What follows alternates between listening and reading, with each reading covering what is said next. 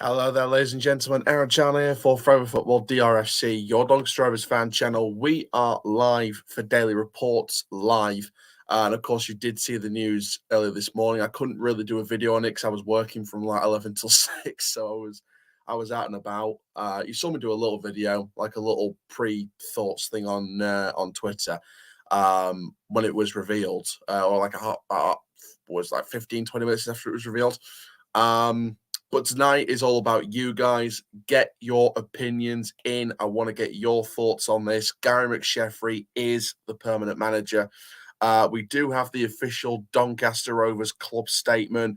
We have the chief executive statement. We also have Gary McSheffrey's statement, all from the club's website. So I will share my screen with the statement. Big up, Aaron. Keep working hard, bro. And what a stream last night. Thank you very much. All right, Chell.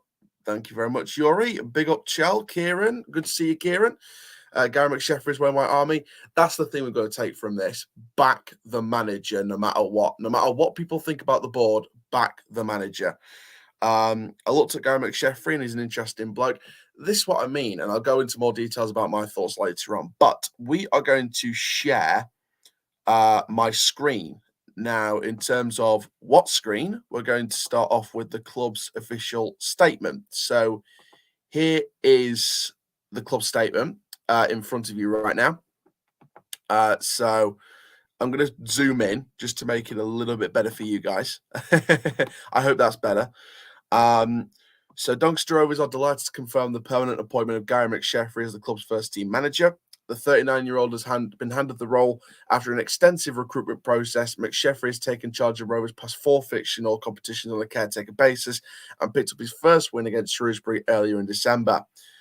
His calming influence had a noticeable effect, with the players showing a positive response as he first took over at the start of December.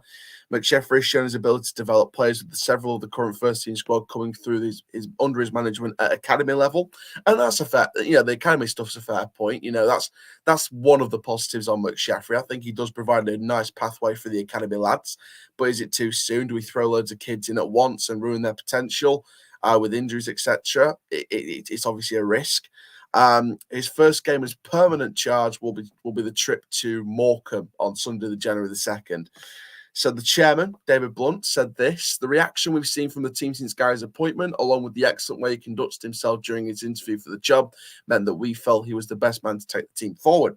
He understands the club, the existing squad personnel, and showed a greater understanding of the needs of the team compared to many of his counterparts with experience at higher levels. He's a well-spoken character who clearly has an impact in the short term, and will give him the support he needs both in terms of player recruitment and support staff off the field to help the team get out of the position we currently find ourselves in on the pitch. As part of his support team, Gary's identified a senior mentor who we want to bring in to support him, and recruitment for this position will start immediately. We also expect to finalise appointments for assistant manager, goalkeeping coach, and set-piece coach within the next few days.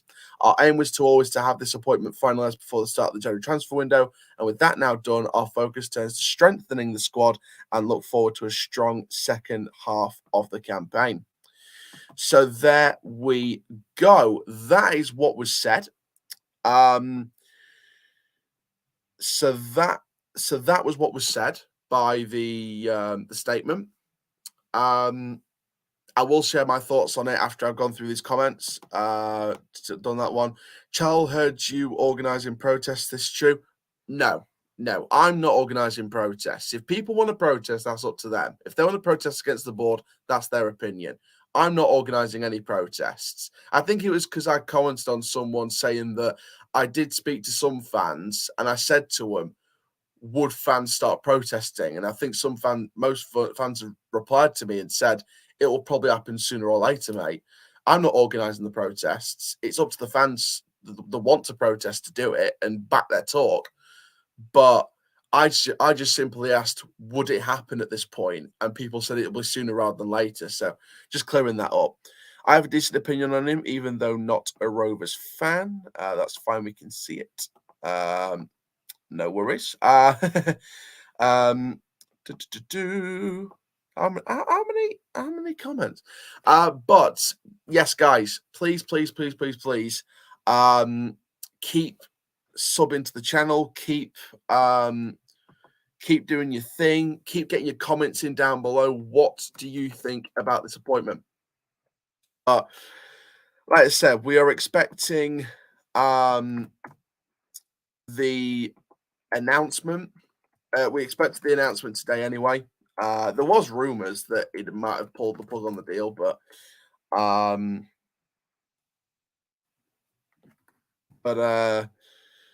don't know. Maybe there was maybe there was a thought. Maybe there's a thought. There was a thought or a thought process that maybe we might have a chance still of staying up. And to be fair, I was talking to 18 Dapper on Twitter just before we went live, and he did say it's not always about experience. So maybe it was his pathway with the youth that led him to get the job in the first place. Protesting kids need to take a chill pill, and everyone's entitled to that opinion. Do you think he'll keep us up? I'm not too sure. Was with Doncaster Rovers in 2016, 2017. So good appointment for me, but that's not the only reason for this. You've been working today, Chel. Yep, 11 till 6. But we do have Daniel Nice in the stream. Daniel, welcome. So Gary McSheffrey has been officially announced. I will put the StreamYard link in the chat so you guys can come on and have your say. But Daniel, first of all, your opinions on Gary McSheffrey, because it's not always about experience, but with us being in 23rd, is it just a case of the board hoping we stay up, but long term it's just a case of going down to bounce back up? Yeah, it's difficult to say, isn't it? After the other day, it was a pretty sort of sobering sort of game that against Sunderland. Just shows how far we are off the top of the league, So having said that, I just think the games we have got left, there's enough of those games around us where, like the Shrewsbury game that we won, there's enough points to be playing for. Obviously, the next two games are massive. So I don't think it's all doom and gloom, but obviously it's going to take quite an upturn in form to keep us up. So they may well have one mind on the future, but obviously, like with Andy Butler last time, obviously if results don't go, then you don't get your longer term, do you? So I think he's under no illusions. He's got to get some short term results. But I think I sat there watching it the other day, just thinking, actually, he might be the right man for the job, just because I think Nigel Adkins was in the studio. I couldn't get to the game in person, so I watched it on Sky. And he was saying a lot of good things, I thought, that were right. But I could imagine him sitting there thinking, I'm glad I haven't got that job. Do you know what I mean? It's always easier to sit and sort of point out the problems when you're watching it. So I just think, we haven't got a bottomless pot of money. I think McSheffrey has experience with the younger players. He's backed them. He seems a good sort of calm character, which is, I think, what we need after the last sort of turbulent few months. So it's not an ideal scenario for him, but I do think he's not a bad fit given all the problems we've got at the minute. Yeah, 100%. And in terms of finally about January, I mean, are you expecting what kind of business are you expecting? Because I think there was maybe an element of reluctancy about the transfers at first in that Radio Sheffield interview. We noticed that, but he did say he wants to try and get in a few experienced lads. I mean, who should we be looking for here? Yeah, I think it's really difficult to know what direction we're going to go with this. The one thing I would say, I mean, one of the criticisms of the board in the last few weeks is that we've been sort of wasting time by making the appointment. But I actually think that's only true if we'd have appointed someone else. I think if somebody was coming in today, brand new, you'd be saying, well, how on earth are we going to get everything sorted in 2 or 3 days? But I actually think if there's always been one eye on McSheffrey doing it, he has appeared to me to be managing it like he was in charge. So I imagine behind the scenes, he'll have presented at his interview a list of candidates for the job, a list of candidates for each position. in his role, he will have had a list of things that he'd do if he got it and things like that. So I actually think we're probably further on than a lot of people will give credit for, and he's probably already identified, the players that he wants. I mean, whether we can get those players is another thing, but I would say, without stating the obvious, we definitely need a centre forward. We're not a Manchester City, are we? You can play without one. We've been desperately short of goals. We need someone. It's nothing against Dodo. I think he's done okay, but he can always play out wide, or come on, or sort of swap with the centre forward. I thought Bogle actually made a bit of a difference when he came on the other day. So I think that's the first position we've got to look at. But in the middle of midfield, we're obviously desperate for an experienced sort of, I'm trying to think the last one we had, someone like, a Paul Keegan type, somebody who just does the simple things, puts his foot in.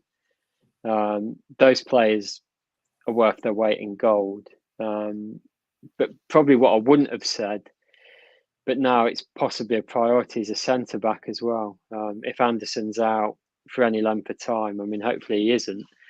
But again, the other day, I think Sunderland sort of ruthlessly exposed our lack of experience. I thought Ben Blythe looked okay, but it's such a big ask of him. I think if we're going to play Blythe, we've got to play a back three to give him a little bit of protection. I like Olawu. Obviously, Williams had his problems before he was injured. Cameron John seems to have been injured for an eternity, and he wasn't really playing centre back before he was injured either. So I think we basically need a spine of a team, don't we? But I mean, there's also arguments we need sort of attacking midfielders. Depends where you play certain players, but we probably do need. I don't know. I think I was watching it the other day thinking, in an ideal world, you'd get 4 or 5 experienced players in, but I can't see how we'd afford that. So I think the best we're probably going to get is a couple of permanent transfers. I would personally look at probably, Thiago and Rodrigo going back and trying to sign 2 similar types in their place, a forward and a wide forward. I'd obviously keep Galbraith and Smith. I assume the goalkeeper will go back, Dahlberg, because he's not been playing. So there might be a bit of room in the loan market for him to bring in, but I don't see us having the budget to go out and sign in absolute proven League One players. And if we do have that budget, aren't those players like a Wilgrud going to go somewhere else at this stage? So I think, to be fair to McSheffrey, he's just going to have to do the best he can. My biggest hope with him is actually he'll get the best out of what we've got. And I think, with all due respect to Richie Wellens, I know we had a lot of injuries, but we didn't have enough out of what we had, I didn't think, at times. So if you can get the most out of some of the players coming back from injury, they'll be like new signings. I know it's a bit of a cliche. Then the younger players, and then, like you say, if you can get, I don't see 4 or 5 experienced players in. I don't know what you think. Yeah, I would say more than 2 or 3 at least experienced players. I think that would be the direction that I would go in, because we need people that have been there and done that. But yeah, Daniel, thank you very, very much for coming on. I've got a lot of calls in the back, so I've got to move people on quickly. But it's been nice talking to you again, mate. Cheers. Thank you. Thank you very much. Let's bring on Jake. Jake, how are you? Hey! You all right? Yeah, I didn't expect to be on this. I only came to watch. How are you? Jesus Christ. Didn't expect that. That was a surprise of the day. Let's go through a couple of comments before we go to more callers. We're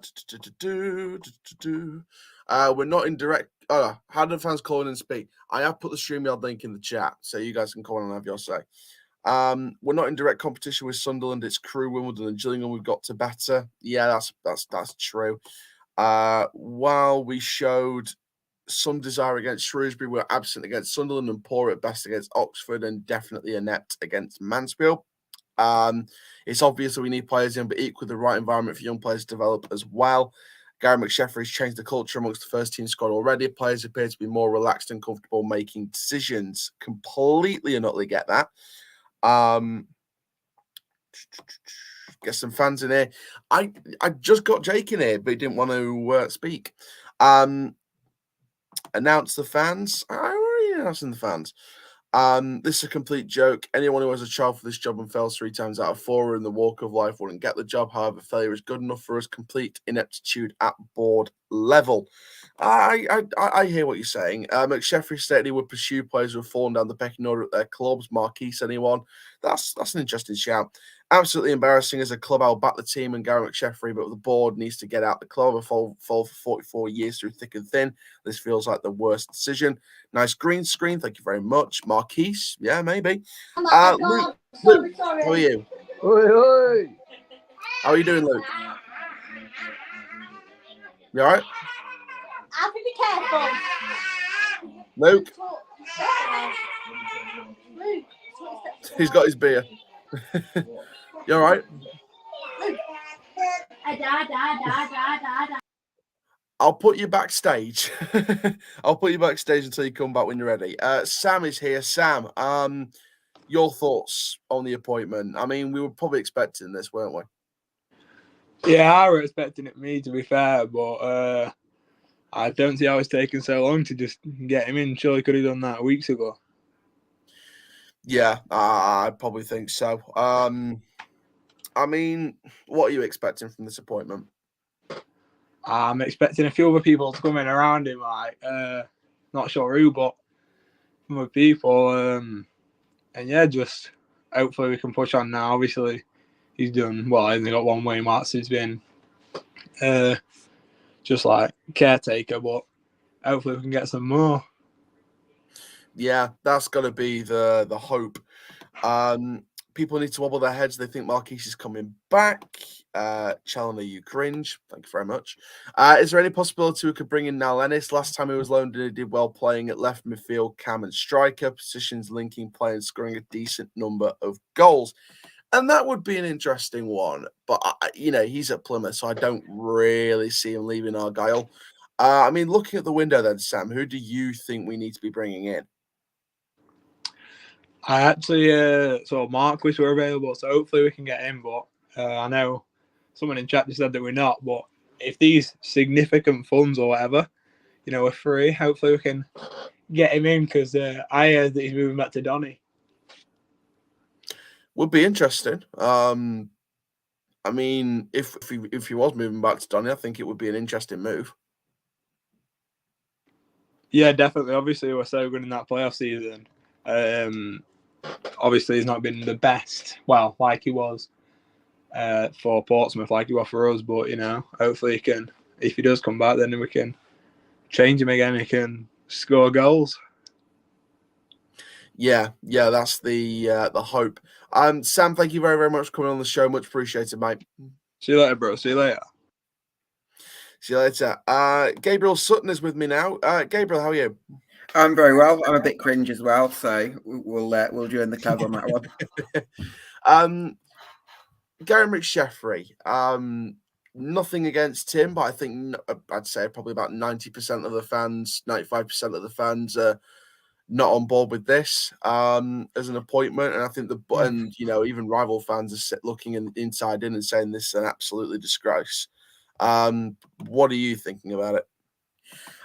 I'm not sure. I'm kind of going to give McSheffrey as from an outsider's perspective. I'm not a Donny fan myself, but I think I'm kind of intrigued to see how this plays out. So I'm actually just going to give it a bit of airtime, because there's perspective, I think, internally that McSheffrey's changed the culture at the club, that the fact that the players are happy with him, and I think that's quite an important thing if you're appointing someone mid-season, that this is someone the players want. Of course, McSheffrey's got to deliver results. I can understand certainly why fans have looked at it not going well under Andy Butler and gone with the sort of novice again. But I'm kind of intrigued to see how he gets on. I think really you need experience on and off the field. You could do with an experienced centre back, someone in midfield with some battling qualities, and even a figure off the field or an assistant to someone who can give McSheffrey a bit of tutelage. I've heard Steve McLaren being linked. I don't know whether that's a bit of a pipe dream, but yeah, I think really it's about what you can surround McSheffrey with. If you can get the right personnel around him on and off the pitch, then who knows? Yeah, absolutely. Looking ahead to January, then, what are we sort of thinking in terms of a window? What do we think is going to happen? Well, it sounds like Doncaster are going to look to sign a few players, which I think is going to be quite important. I remember Burton Albion being in quite a similar position midway through last season when they dismissed Jake Buxton and reappointed Jimmy Floyd Hasselbank. They kind of transformed the squad that January, brought in lots of players, and they ended up putting a brilliant run together and stayed up. So it can be done. I suppose the difference would be that Hasselbank is a legend at Burton already. He won the League Two title with them, got them to second in League One in his first stint, whereas McSheffrey is very much unproven. I'm not going to judge him too much on the Sunderland game. I've just had a look at the extended highlights of that one, and you can see the quality that Sunderland have got. And as a gentleman mentioned in the comments, Sunderland down to Team Doncaster should be sort of competing with, really. It's the teams down the bottom, and those are the games on which McSheffrey will be judged ultimately.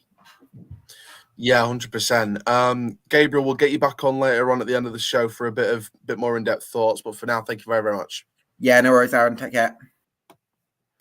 Thank you very much. Let's go through some comments before we get someone else on. Marky, in fact, no, hang on. We've gone much higher than that. How do I get on? StreamYard links in the chat. I've put it in again. Announce Malik Wilkes. I wish. Can I still come on? Yep, StreamYard links in the chat. Marquise won't be coming back. No way. He's happy down south. Significant funds for wages, for not buying players. Hope Gary McSheffrey can turn this around. I back him, not the board. More realistic option. Wilkes is ours for the next foreseeable. Yeah, exactly. It would help if you pin the StreamYard link. I'll probably do that at some point. Harry Gregg in here. Rest in peace, Harry Gregg. Legend. Absolute legend. And with McSheffrey now, listen to him on BBC Radio Sheffield. He did put up a good interview on BBC Radio Sheffield. Back Gary McSheffrey in the team. Board out for me. Liam Mandeville Goat. Bring back Curtis Lane. John Joe O'Toole. I did hear John Joe O'Toole, actually. I did hear that, and it would be interesting to see if we signed him. We're open for 4 or 5, mix of loans and perms. This will probably be players out of contracts in January at their clubs or loaned. First week in the transfer window will be key. Got to hit the ground running with some same experience, quality players as soon as the window opens. Signing a new contract, yeah. Doncaster Timpot, okay. Desperate to return. We shouldn't have let Ben Whiteman go. He was a better captain than Tom Anderson and played well in midfield. Even with Wilkes, she'll be a shambles because your chemistry would be the same pretty much. So Jake's on the show. Jake, how are you? All right, pal. I'm all right.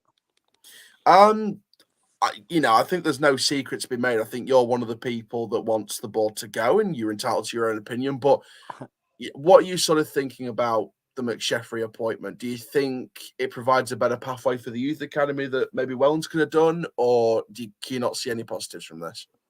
I don't blame McSheffrey. I don't blame any of that. McSheffrey will get support from majority of fans. I support him. I hope he does well.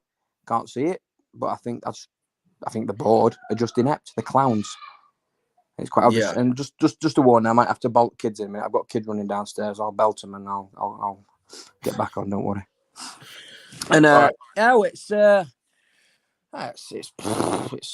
the best appointment, but it is what it is. So you just deal with it, don't you?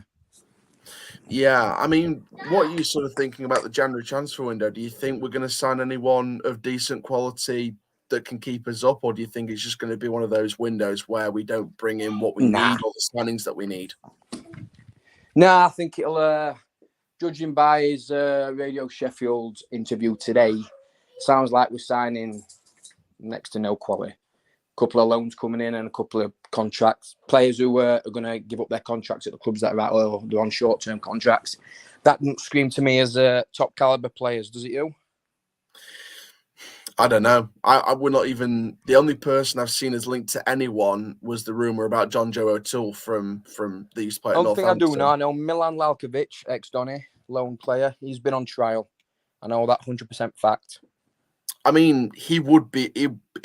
It'd be a great winger option or an inside forward option, especially maybe 10 years ago. Yeah. I used to play for Portsmouth. Used to be amongst that setup, and I don't know. I maybe that's all we can sign at the moment. Exactly. Which it don't bode well, does it? I think we'll be in the same position in a couple of months' time when we're relegated to League Two and be looking for a new manager again, because it's just swings and roundabouts. It keeps happening. Well, it doesn't make it easier, does it, when we've got the top 4 in the next 8 fixtures, as well as Ipswich and other people in the top 8. So no, but you got to play them all twice. That's how it is. That's the way the league is. But we could be relegated by early February. We've also got Morecambe next, and that's a big game. And we don't win them kind of games, you're down, aren't you? So yeah, I think if we lose against Morecambe and Fleetwood, and then lose every single one of those 8 games against the top 8, including Ipswich, then I say we could be relegated by February. Yeah, true. Also, want to say though, if you don't notice now, we're classed as trolls, as kind of thing, because we're bored out. But there's a lot more bored out than there's bored in a minute. And there's a reason for that. Because people are waking to it.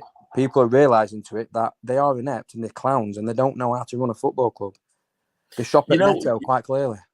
To be fair, I have spoken to fans in person, people that have been through the Richardson days and people that have been supporting the club for ages, and they've said similar things to what the people on Twitter have been saying.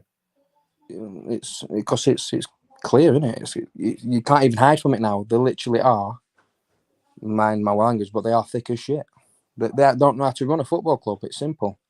The way that this process has been done has been a joke all the way through. And to give it to your youth team manager who's already been in place 27 days later, they're always going to give it him. Just give it him 4 weeks ago. Listen to interviews today and you listen to Baldwin talking. They're always going to give it him. They just make the send look like clowns, and you can see why fans have had enough of it. And there's quite a few. You start to feel like the empty stadiums. That's it, exactly. There's a reason why attendance is dwindling. They're sick of it. They'll still support the team, still support the manager. They just don't support them jokers and clowns who are running this club. Yeah, I completely get where you're coming from. Jake, thank you very, very much for coming on the show, mate, and hope to see you soon. Hey, Bobber. See you in a bit, son. Thank you very much, Jake.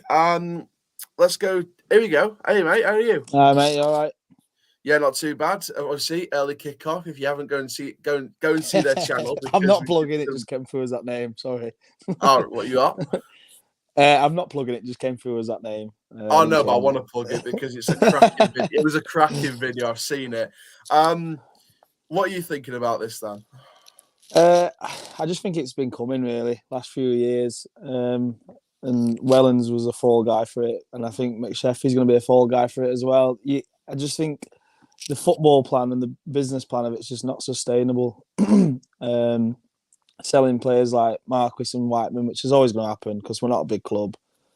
Fan base, structure, finances are always going to go brilliant, but just reinvest a bit of it, anything like that, and then try and build for the future. Not just try and plug the gap with 5-6 loans a year, and then this time they've come up short because they're not good enough. Like we've gone from Irby, Kane and Wilkes who absolutely ripped the league up and stuff like that, and injuries as well, just absolutely gone. Performances and nothing.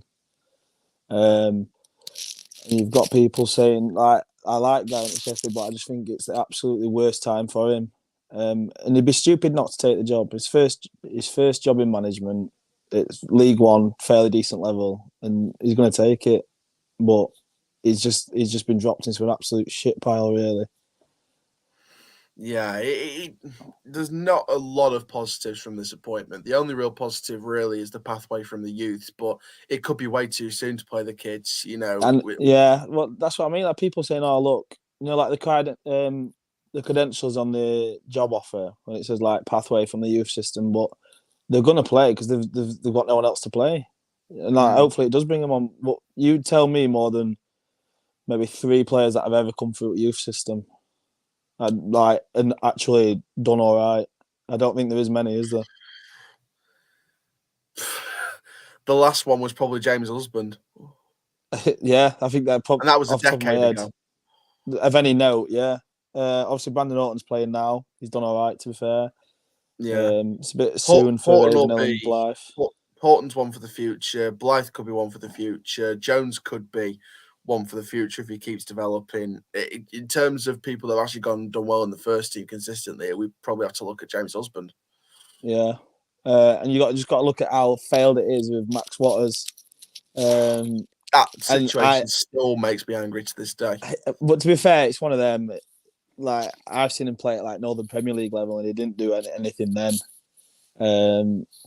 I just think it's been coming, and like you get all these people on Facebook like saying, "Oh, have a bit of hope and that." But when you just watch, it's one thing not being good enough, like getting outclassed. But when there's just no effort there, working hard. Like the game against Sunderland on Sky, I know it doesn't score your goal, but just go and smash someone.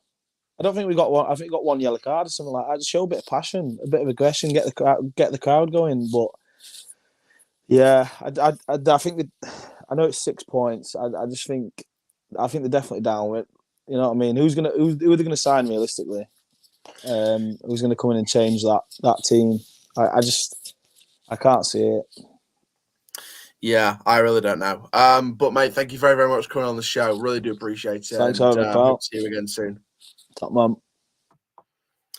Thank you very much. Let's go through a few comments before we go to new callers. Joe, stand by because we're going to get you on soon. Let's have a look. A bit of banter amongst the comments there. What's Sheldon Martis up to these days? I actually don't know, to be fair. Tommy Rowe for captain, says Josh McKenzie. I mean, that wouldn't be a bad shout if Anderson was to leave or be stripped to the captaincy, which I don't know when, but I don't know how, but there we go. This band talks sense. Sorry, I'm late. Who's chatting now? Speaking sense. Talking about Jake, I think. I don't usually speak sense sometimes. Bored out, mate. Why do you think they waited until Sky game was done so the TV didn't hear the board out chants? That could be a reason. Youth wise, big up Lizzie from the women's supporters group. Go and follow the women's supporters group on social media. They are amazing. Brilliant new group, brilliant recent group that have been set up recently this year. Just wonderful. They do brilliant work. Youth system wise, I can think James' husband, and that's it. I think the current crop look good, mind. The current crop do look good. There was a stream yesterday when people were talking about Bobby Faulkner being linked to Middlesbrough at one point. So there must be something to this current crop. Get rid of Vilka, Chakir, Roshan Williams, Smith, Dadu, Noyle, all garbage and stealing a wage. It says R__ Kitch. Well, Vilka and Chakir's going back anyway. Roshan Williams is here for at least another year or two. Smith's going to be here to the end of the season. Dadu's here for 2 seasons. Noyle's here for at least 2 seasons. Charlie only playing them because of injuries. Yeah, I think that's it. Brandon Horton and Luke. I don't know. You off Morecambe? I hope so. If not, I'll still be here watching the game from home. Hassani, Jones, Ravenhill, Roshan Williams, Ed Williams, Chakir, Vilka, Horton, just not good enough in my opinion. Well, that's fair enough. Bobby Faulkner, miles off. Yeah, he's still got a lot of room to develop. Kieran, stand by. We're going to get you on after Joe. Joe, welcome to the show. How are you? I'm all right. I'm just disappointed by the appointment, really. We had some top managers from the division, 150 candidates, and we've gone for his youth manager who's never had a senior job before. It seems a bit cheap with the excuse saying he looks like he knows the needs of the team better than any other candidate from a higher level. That's a bit of a cheap excuse to be posting. Yeah, that seems to be the growing opinion of the fan base.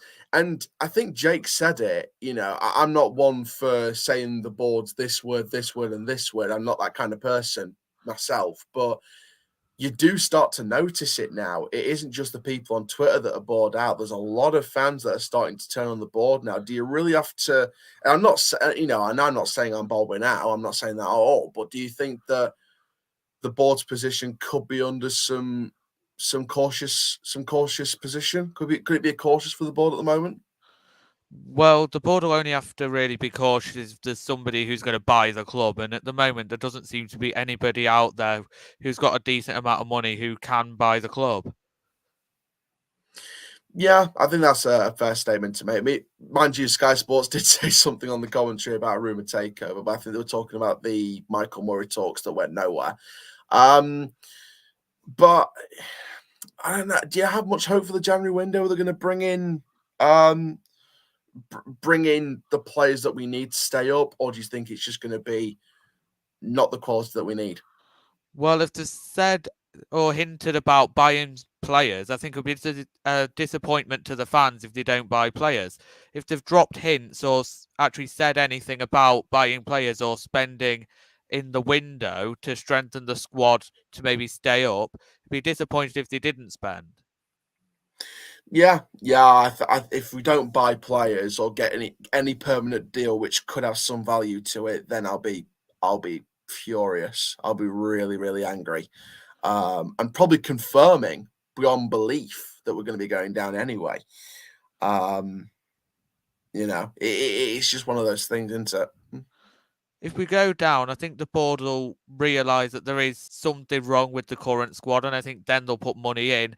So then I think we'll only spend a maximum of one season in League Two. So going down itself doesn't really worry me, because I think the board will panic then and then throw a load of money towards the transfer budget and get some permanent deals in that can bounce us back up.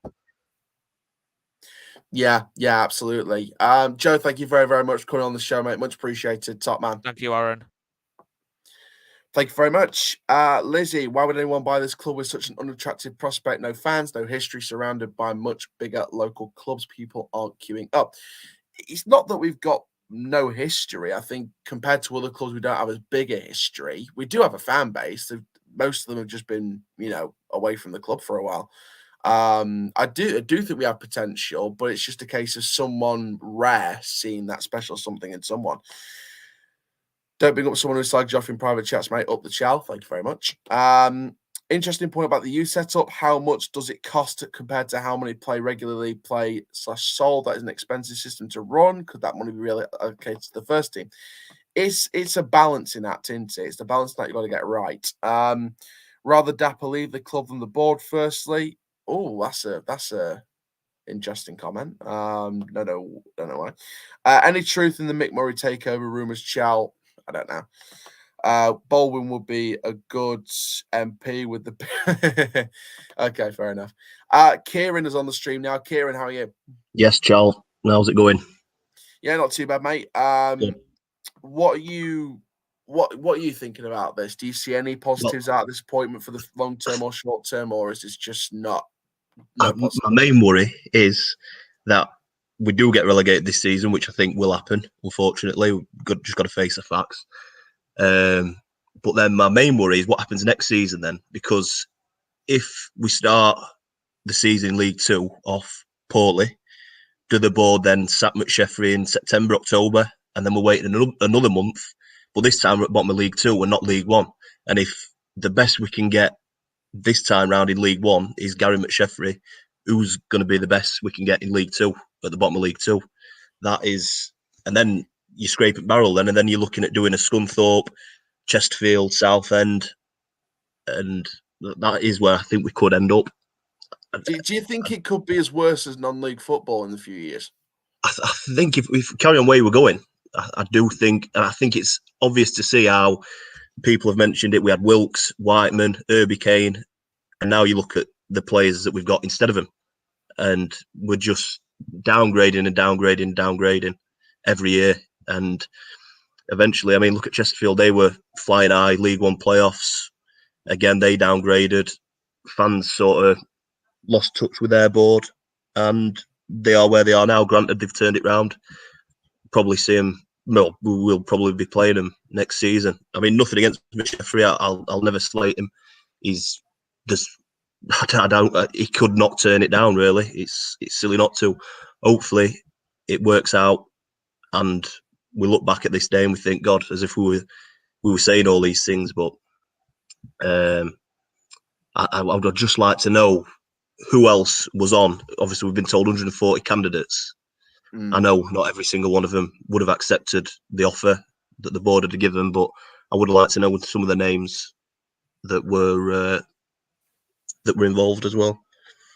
Yeah, as a fan, I want to see who was on that shortlist. I know they won't show it. I know some news outlets might hint to who might have been on it, but I want to see exactly who was on that shortlist because I want to see what McSheffrey has above the other candidates. And I'm actually glad you're live because I do have Gavin Baldwin's statement on the appointment of Gary McSheffrey. I will read the full statement before I get your thoughts on it. And guys, you comment down below your thoughts as well. In fact, I'll share my screen while I'm doing that as well. So we've got Gary McSheffrey's appointment statement from Gavin Baldwin. I have zoomed in so you can read it. So he said, in Gary's interview, he represents the team approach whereby he feels that a mentor could help him build his own experience. As well as being the best candidate, he presented the best package that we believe gives us the best chance going forward. The only thing the manager and the club will be judged on is results, and we have done what we believe is the best interest of getting those results as quickly as possible. Baldwin has said the focus has swiftly turned to strengthening both the playing squad and coaching staff in the coming days and weeks, saying that Gary has been in place for a few weeks and the conversation has been going in terms of support of staff and recruiting players if he was successful. Gary and the board have already met to look at recruitment of players with another meeting planned for Friday to hopefully sign off unintended targets. His next meeting is then myself and Kirsty Kavanagh as we look to secure his support staff. We will look to move forward on as many of those in as quickly as we can to help Gary. I mean, from that statement alone, and Gary on Radio Sheffield actually came out and said that, he wasn't expecting to be offered the job or the interview at first. So do we feel like it's just one of those where it's thrown at the deep end, or do we feel like the club have an actual plan with this? I think McSheffrey may be saying he didn't want the job out of respect for Richie Wellens as well. Obviously, just left. They've worked together. Maybe we're just saying it like that, but I just don't see why it's took 4 weeks. Well, we're here 4 weeks. When in this time we could have just said, right, McSheffrey's on the season, and then during these 4 weeks we could have been talking to players to sign for the first day the window opens. Like I've seen today, Stevenage have announced they're going to sign Peterborough's goalkeeper Christy Pym on loan. What? They're going to sign him on loan from Peterborough. Jesus Christ! So I thought he was playing week in, week out in the Championship. That's the sort of signing that a League Two team are signing. Sorry, but Paul Tisdale worked with Pym at Exeter, so I suppose it does make a bit of sense. But I just think now we're weeks behind because maybe McSheffrey has been involved in these talks, like Baldwin said. But if you're a player and Doncaster come in for you and you think, hold on, manager's only been there a day or two and they want to sign me and so on and so on. It doesn't sit right with me, but it is what it is. We're going to be scraping barrel, I think, for these signings as well. People mention Marquis. I cannot ever see that happening, unfortunately, but I could see us getting someone like Josh Parker on a free transfer who got released by Burton. I think that's what we're going to be looking at, them sort of players. John Joe O'Toole, he was rumoured. Yeah, players like that, has-beens. I mean, granted, experienced, but not what we need, is it? I mean, maybe it's a case of they're trying to find players that could turn their own careers around rather than just players that we're going to be getting in to the club. I mean, I don't know. The big thing for me will be replacing the loans that are going to be going. So Vilka, Kuka, Dalberg probably, Matt Smith, Galbraith, if they stay. Hopefully they do both stay, but we need to get the other three replaced and as good as possible with the highest quality we can get. Hopefully McSheffrey's got a few contacts and he can work his magic. Yeah, I think that's the real hope here. Kieran, thank you very, very much for coming on the Cheers, show, Joe. mate. Baldwin out. That's your opinion, yeah? Yeah, gotta go. Well, he's not gotta go, but I don't know. His decisions baffle me. I think I think other people are starting to realise as well. Yeah, I get where you're coming from. It's not, like I said to a previous person, it's not just people on Twitter now. I've heard it from fans that have been supporting the club for decades that they feel like the board aren't good enough at the moment. So it's their opinion. It's their, it's up to them. But it's not just people on Twitter then. So I think there's a growing concern about it, isn't it? Yeah, big time. It's more and more like Jake said. People called like a certain bunch of fans trolls when they started doing it, but now them same people that call them trolls are now saying the exact same thing. It feels that way. Kieran, thank you very much for coming on the show, mate. Much appreciated. Thank you very much. There we go. He's got his opinion. Whether you agree with it or not is up to you. But there we go. Let's go up the comments. If it takes us another 5 months this season for them to realise we're gashed, then it proves it aren't fit for purpose. Ron makes some good points. Nicely, Joe. Get O'Malley on channel. Yep, he's been on. He's shared his opinion. The board don't care if we drop out the league. Fair enough. Is that a brand deal top right? No, it's not a brand deal. It's just a StreamYard. Russ Wilcox has read. Russ Wilcox, I've heard a few people mention the name Russ Wilcox as possibly someone to play that mentor role. And is a Scunthorpe legend. I mean, I think someone mentioned it in another stream last night. Are we actually going to mention someone from Scunthorpe in the same breath as us? Football away days. Here they are. How are you guys? We're good, lad. Love your content. Thank you very much. What are you thinking about this appointment? Whereabouts are you, first of all? Whereabouts are you? Stavely. You where? Stavely, Chesterfield. Lovely. So what are you thinking about this whole appointment then? What are you looking from the outside in then? Well, this is coming from a neutral here. I think you could do well. I mean, like, you're in a really bad position at the moment. You're 23rd in the league. You're not the team that were going for playoffs and playing Charlton. So anything could be better, in my opinion. You've had a few injury problems, but hopefully you can bounce back and get out of that relegation zone. But again, I think it's what you make of in January as well. That is the big issue here. Like, the signings that I saw in August looked promising. Now it's just like I went to the Rotherham game. And that was an absolute shambles. That was the first team against an average Rotherham team, and they got battered 7-1. At the start of the season, when they played Newcastle, they actually looked a decent side. That's against a Premier League team. I just don't understand in the matter of 2 months how that's all changed and we're in this situation. Yeah, it's a weird one. I'm interested to get your views on this. As a neutral then, how do you look at the running of Doncaster Rovers as a football club from the board? Do you think that we are, as an outsider looking in, do you think we run well? I think, I'd say so. Like, you've got a decent half ground in a half decent location. I think money should be spent a little bit more on players and get them bigger players in. Because I remember when you guys were in the Championship, and that's where I kind of see where you should be. In my opinion, that's where I see you. You've got the stability, you've got everything there. It's just you like Rotherham. You get into that position, you're too good for the league, but then you struggle when you get into the higher league. That's my opinion. Yeah, I see where you're coming from. So what do you think we need in January then? What needs to be the key area? Well, I feel like a striker, a few strikers and a defender gotta be. You've got to sort out that defensive half and definitely attackively as well. I mean, I mean, you can look at Derby's situation at the moment. They can't afford their players. They're in a really bad situation. Get Phil Jagielka. He'd do all right for you at the moment. You could probably afford him. Like, I just don't understand how the club's been put in this situation. Yeah, it's a bit of a confusing one. John, thank you very, very much for coming on the show, mate. Much appreciated.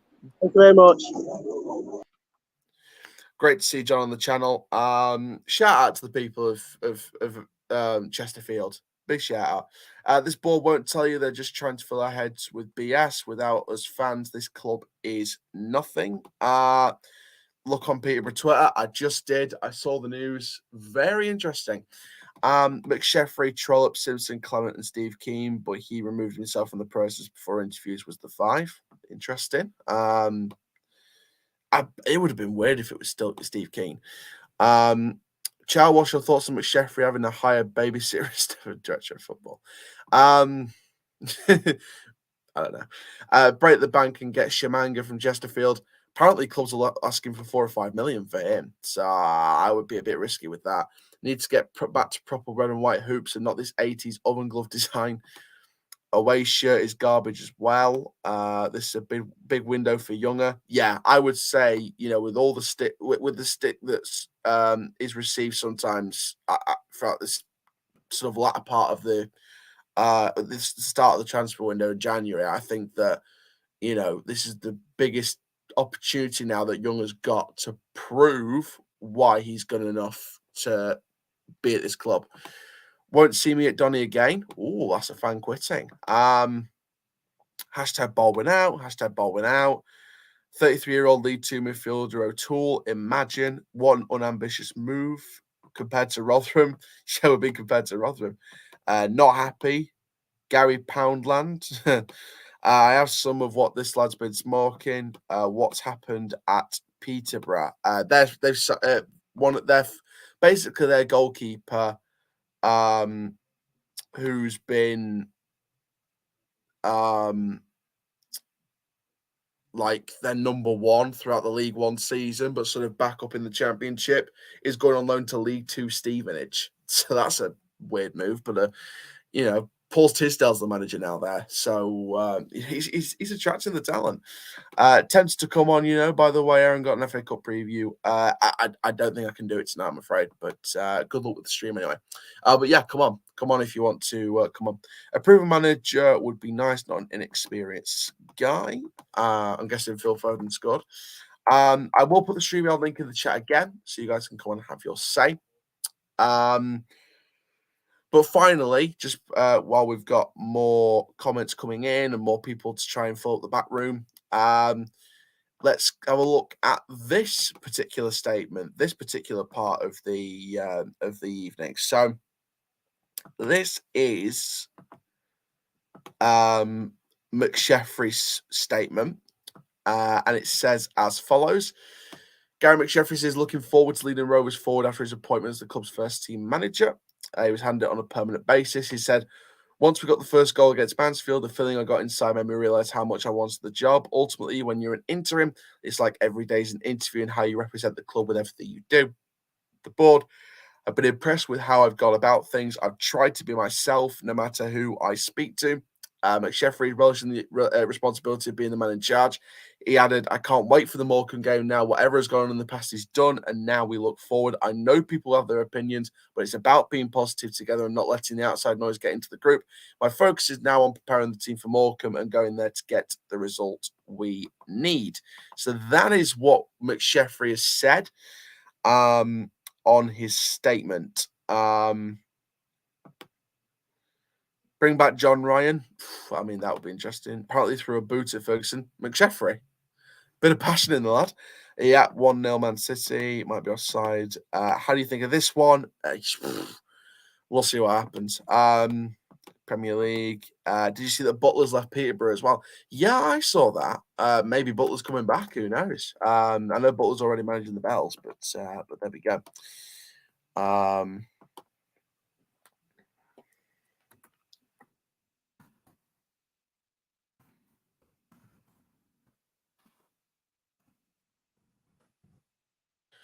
By the way, those of you who are in the comment section, that are sending abusive messages to other people, please stop it, because I will just, I spoke to some of you personally. You're nice people, but when you write comments like that, I've got no choice but to start banning people. Today's supposed to be about an open discussion, not about abusing people. Not me, but other people in the comment section that were being abused. So come on, guys. What did Caroline Flack say? Be kind. Be kind. You can have your own opinion, just don't be abusive. No, Chell, that Pim. Yeah. Oh, Pim. Oh, interesting. It was there on Monday. Interesting. Yeah, it was there on Monday. Come on, guys, be kind. Yeah, exactly, Kieran. It's a bit shocking that it's taken 4 weeks to appoint the bloke who's already there. Chell, hope you're well. I am good, thank you very much, Cal. Be kind, ladies and gentlemen, and others.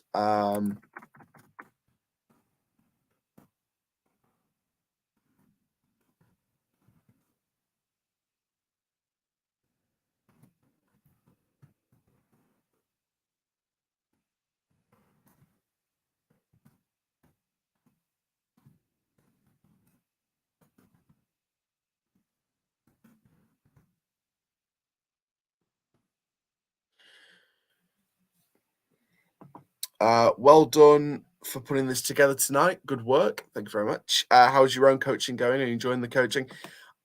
I can say I have sent an email to Thought Welfare about doing some volunteering while doing the coaching badges with them. So we'll see what they say. I think you're the best YouTuber. Thank you very much. From me, drummer. Well done, the drums. I'll tell you what, big up the South Stand. People say our atmosphere was crap, but from where I was sitting, we tried our best. Before we went to 2-0 and 3-0, we did try our best. And did you apply for the Donny job? Not this season. But no, big up everyone in the South Stand that was being really kind to me and things like that. Big up to everyone. Paul Goodwin's put a thread out on Twitter, which should be interesting to read. Gary McSheffrey is clearly a very diligent fella and an excellent communicator. I can see why Doncaster Rovers have gone down this route. The appointment of another untried manager, though, is risky and probably says a fair bit about Rovers' pulling power and where they are as a club. Time will tell. Personally, I'd prefer to see a head coach and the director of sporting director appointed, but a mentor is innovative and at least a step in the right direction. It's absolutely crying out for more football expertise and acumen at an executive level. The thing about the mentor role is, I wanted it. I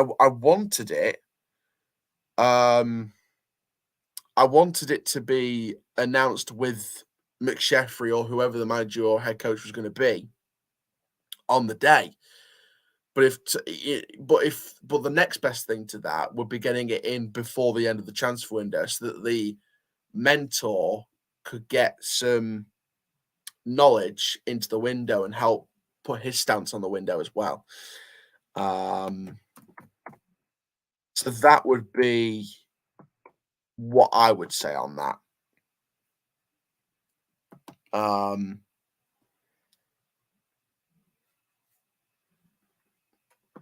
So yeah. I think the Black Bank will be bored out. Chance of the Fleetwood game. Maybe there will be. I mean, I remember the Mansfield game, and I vlogged the Mansfield game, and I heard Gavin Baldwin get out of our club behind me from a selection of fans, and Gavin Baldwin shops a netto from a selection of fans. The worse it gets, I feel, in my personal opinion, it'll get bigger and bigger and bigger. We don't like to hear them. Of course we don't. We're a family club, we're a community club. We don't like to hear that, but people have got an opinion. They're not rejected from sharing their opinion, but if it gets worse, it's going to get bigger and bigger and bigger. Enjoying your chat, Rovers till I die from 60 years ago. Jeez, wow. Supporting the club for 60 years. That's brilliant. Hashtag aiming for Donny Match. Brilliant. But yeah, the StreamYard link is in the chat once again, guys, so you can come on and have your say. I would pin it to the chat. In fact, no, actually, I might actually do that now while I'm live. I'm going to switch accounts though on the YouTube on the phone. But yeah.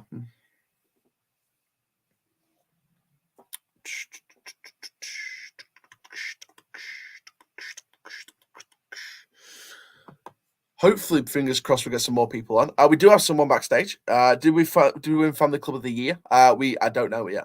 Support the club for 40 years. What about Mark Weaver? Behave.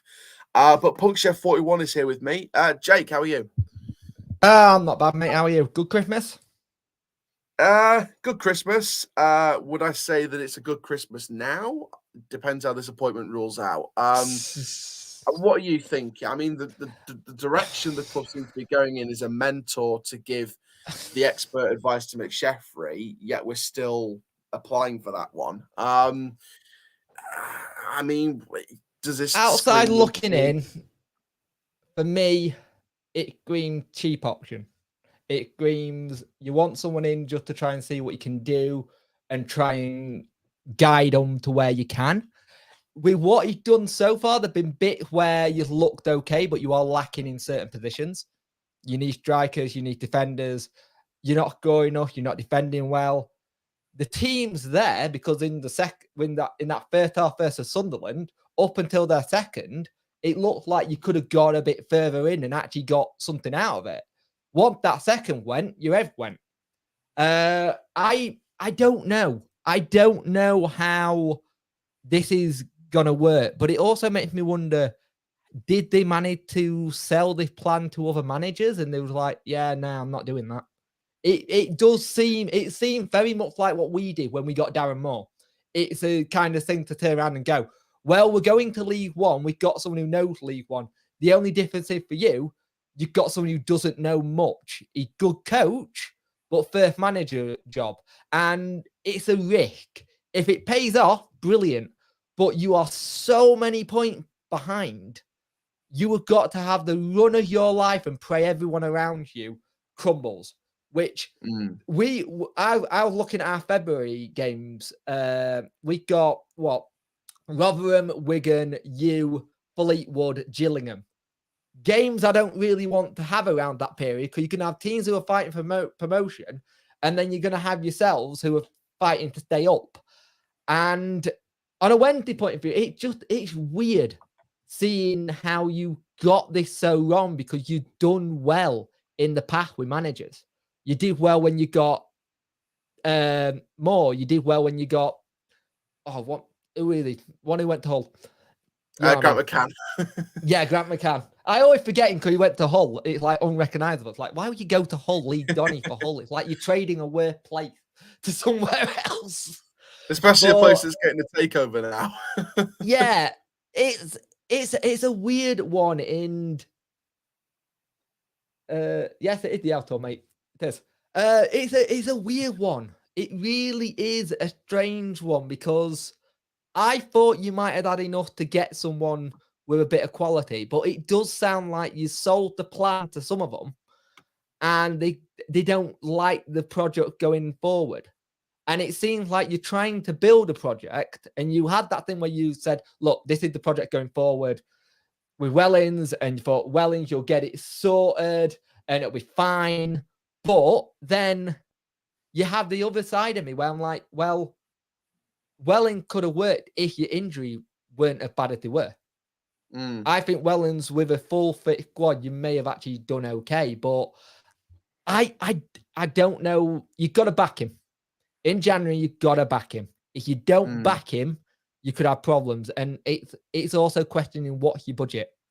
What can you actually realistically spend? Are you already setting a League 2 budget now in League 1 for next season to balance the books? Does that make sense? Yeah. I'll say that for a fact. I mean, I can't say who this is. I can't say where this has come from. All I've literally been told from a private source that a midfielder is joining us from the Premiership, permanent contract, 2 loans going back, and more loans joining at this stage. So it's a step in the right direction, but how much game time has that player had? Is he been on loan already? You know what I mean? Whatever you need to get people who are match fit and ready to go. You can't have people who've been on a bench for last 6 months because they might not be up to speed yet. I think it's going to be very interesting how your board handles this period and who you bring in. If you bring in the right people and you can start getting your team to play how you did against Sunderland before that second goal and keep switched on, you've got a chance, but it's a tough act. And if he pulls it off, it'll be a miracle. It'll be more of a legend than it already is. It'll be a miracle, but it'll be a good effort to pull it off. But there's not been any much basis to put up that you can do it, if you know what I mean. I wish you well for the season. Yeah, we're all playing for a miracle. You know, if we stay up, he's more of a legend than he already is. But there's not enough evidence to suggest that we can do it. But we obviously like to keep that positivity in the back of our mind that we can do it. Yeah, and if you can do it, perfect. But you're gonna have to pull a rabbit out of the hat, and I don't see it coming. January's gonna have to go a rabbit out of the hat. January's gonna have to be make or break.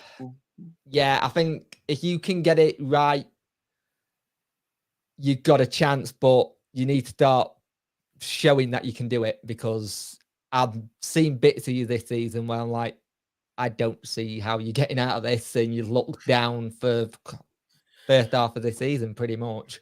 I did say that the bottom 4 currently going into 2022 could be the bottom 4 at the end of the season, depending if more can stay up or not. You gotta the one thing you've got to be careful if Gillingham pull the managerial sacking of Evans, because that could change how they play. A new manager bounce could work how it worked for Charlton. Because look at Charlton a couple of months ago. They were in and around it, changed it to Jackson, changed fortunes around.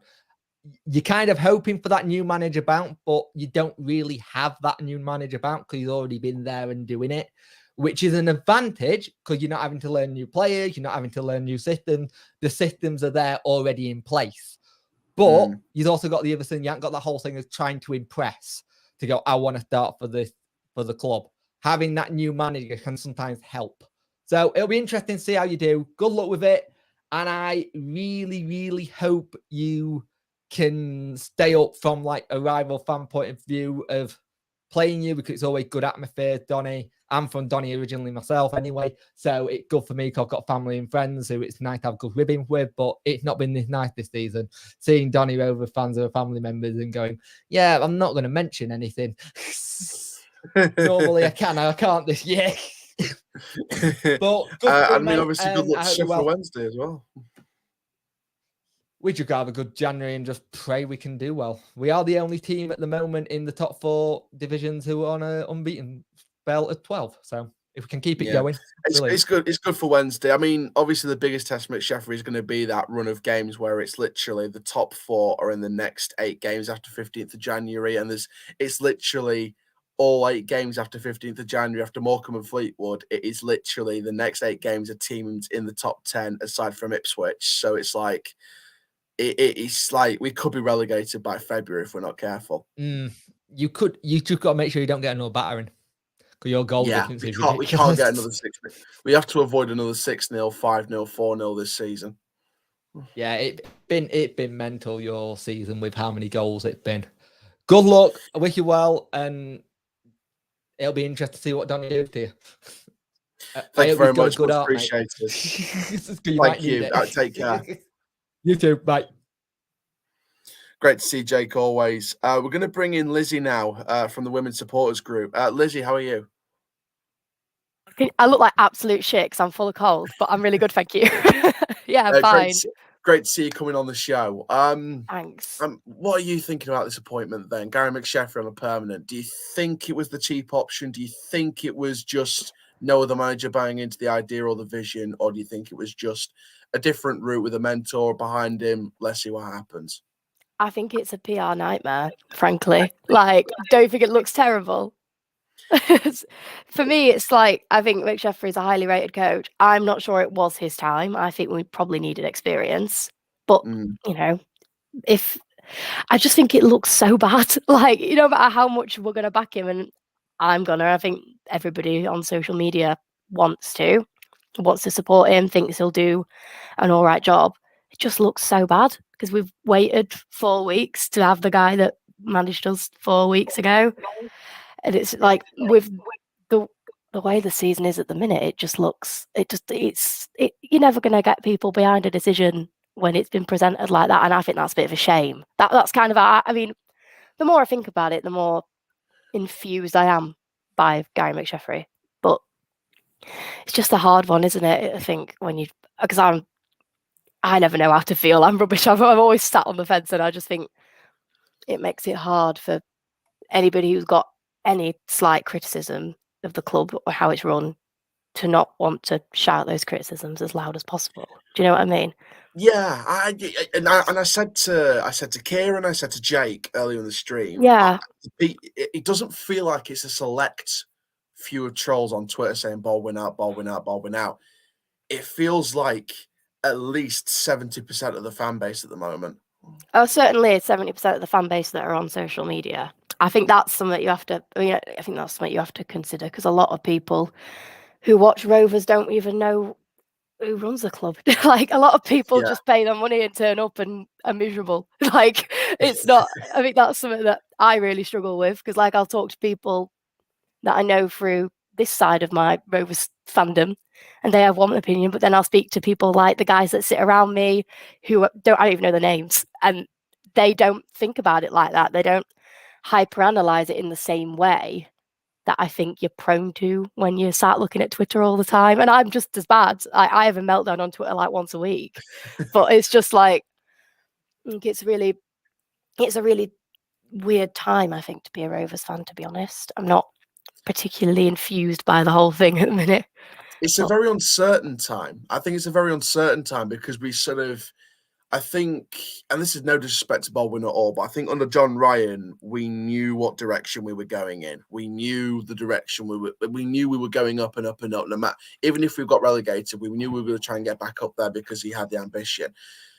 Over a certain period of time, we don't know what the situation's, been like. And as I just said earlier, I've got a private source, and he's just told me that we're bringing in a midfielder from the Premiership on a permanent contract. I mean, God, well, it'll depend what kind of midfielder he is, because last thing we need is another attacking one. We've got about 70. Unless he's one that can put a tackle in, I'm not that bothered.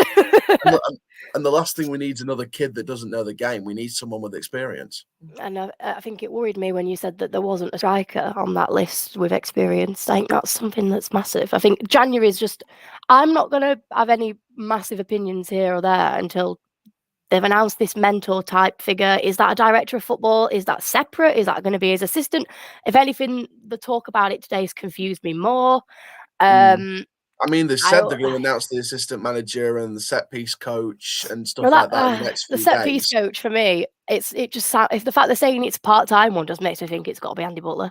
It's going to be. Because I think why would you have a part-time one unless that other part of the time is going to be managing the Bells? Like, it just seems like a really strange. We'll have him, but we'll only have him 2 days a week. Like, it just seems a bit weird. I think it's going to be Butler, but I think what he's done with the Bells is pretty good. So I wouldn't actually mind that as a set piece. I love Andy. I make no bones about how much I love Andy Butler. Quite controversially, I have a bad word to say about him, really.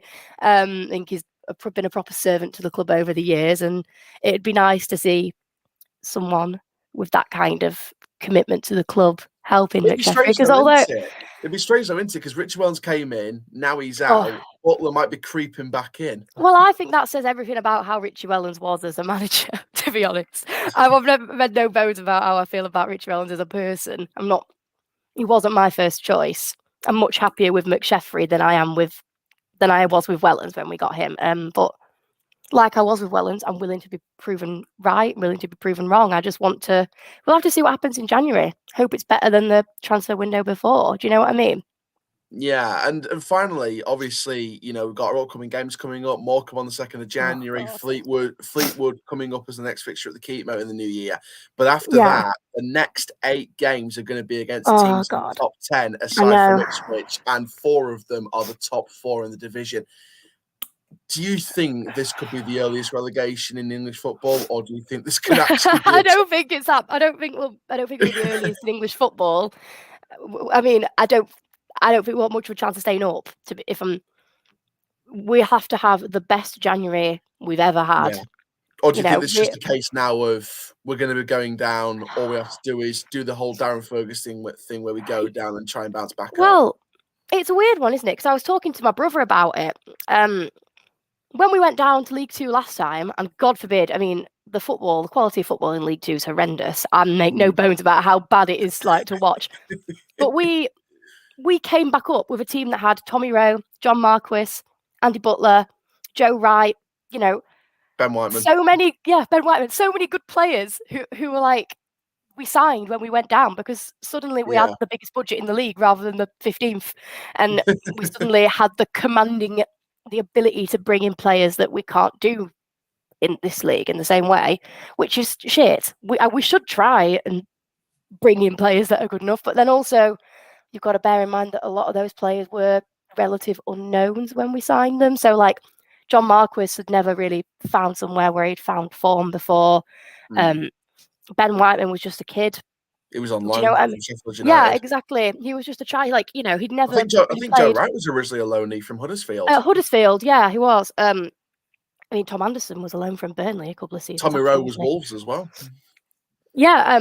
So it does happen, but also you have to bear in mind that we're not Wigan, so we're never going to attract someone who's proven. We have to find a diamond in the rough, but we still need the backing from the board to be able to do that, because frankly, deadline day last season proved to me that we did not find what we needed to find, and deadline day this season in the summer was a shambles as well. Well, the balance was just wrong for me. The balance was just wrong. The recruitment, especially in the the midfield and up front, just complete. When your best striker is Omar Bogle and he's played like 3 games all season, that's just crap, innit? And then we bring in someone 2 days after deadline day that, in my opinion, was panic. I know Joe Dudu's a good lad, but it was panic in my opinion. Same with my Volker. thing with Dudu is I don't think he's always kind of openly said he's more of a winger than he is a striker. I don't think.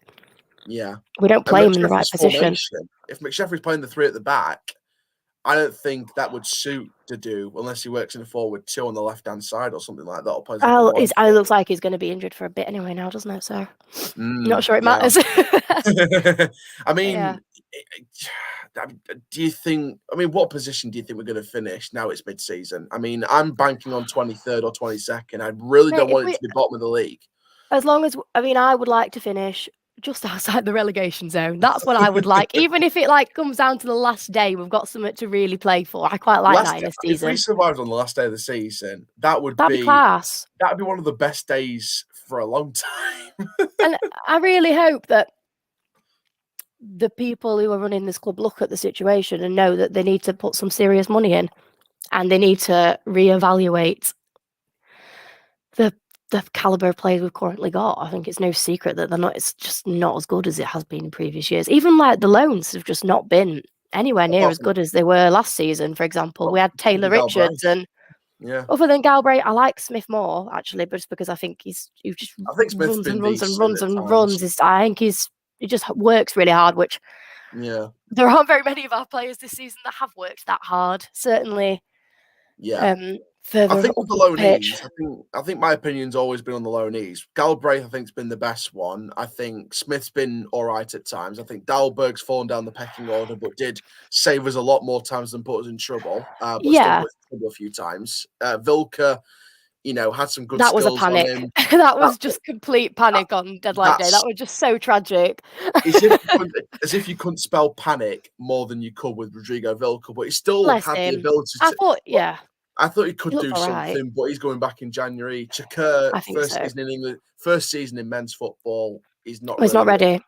He's not ready. I said to my dad, he'll probably win bloody Ballon d'Or at some point. Knowing our luck, he'll go back and like be amazing at his next club.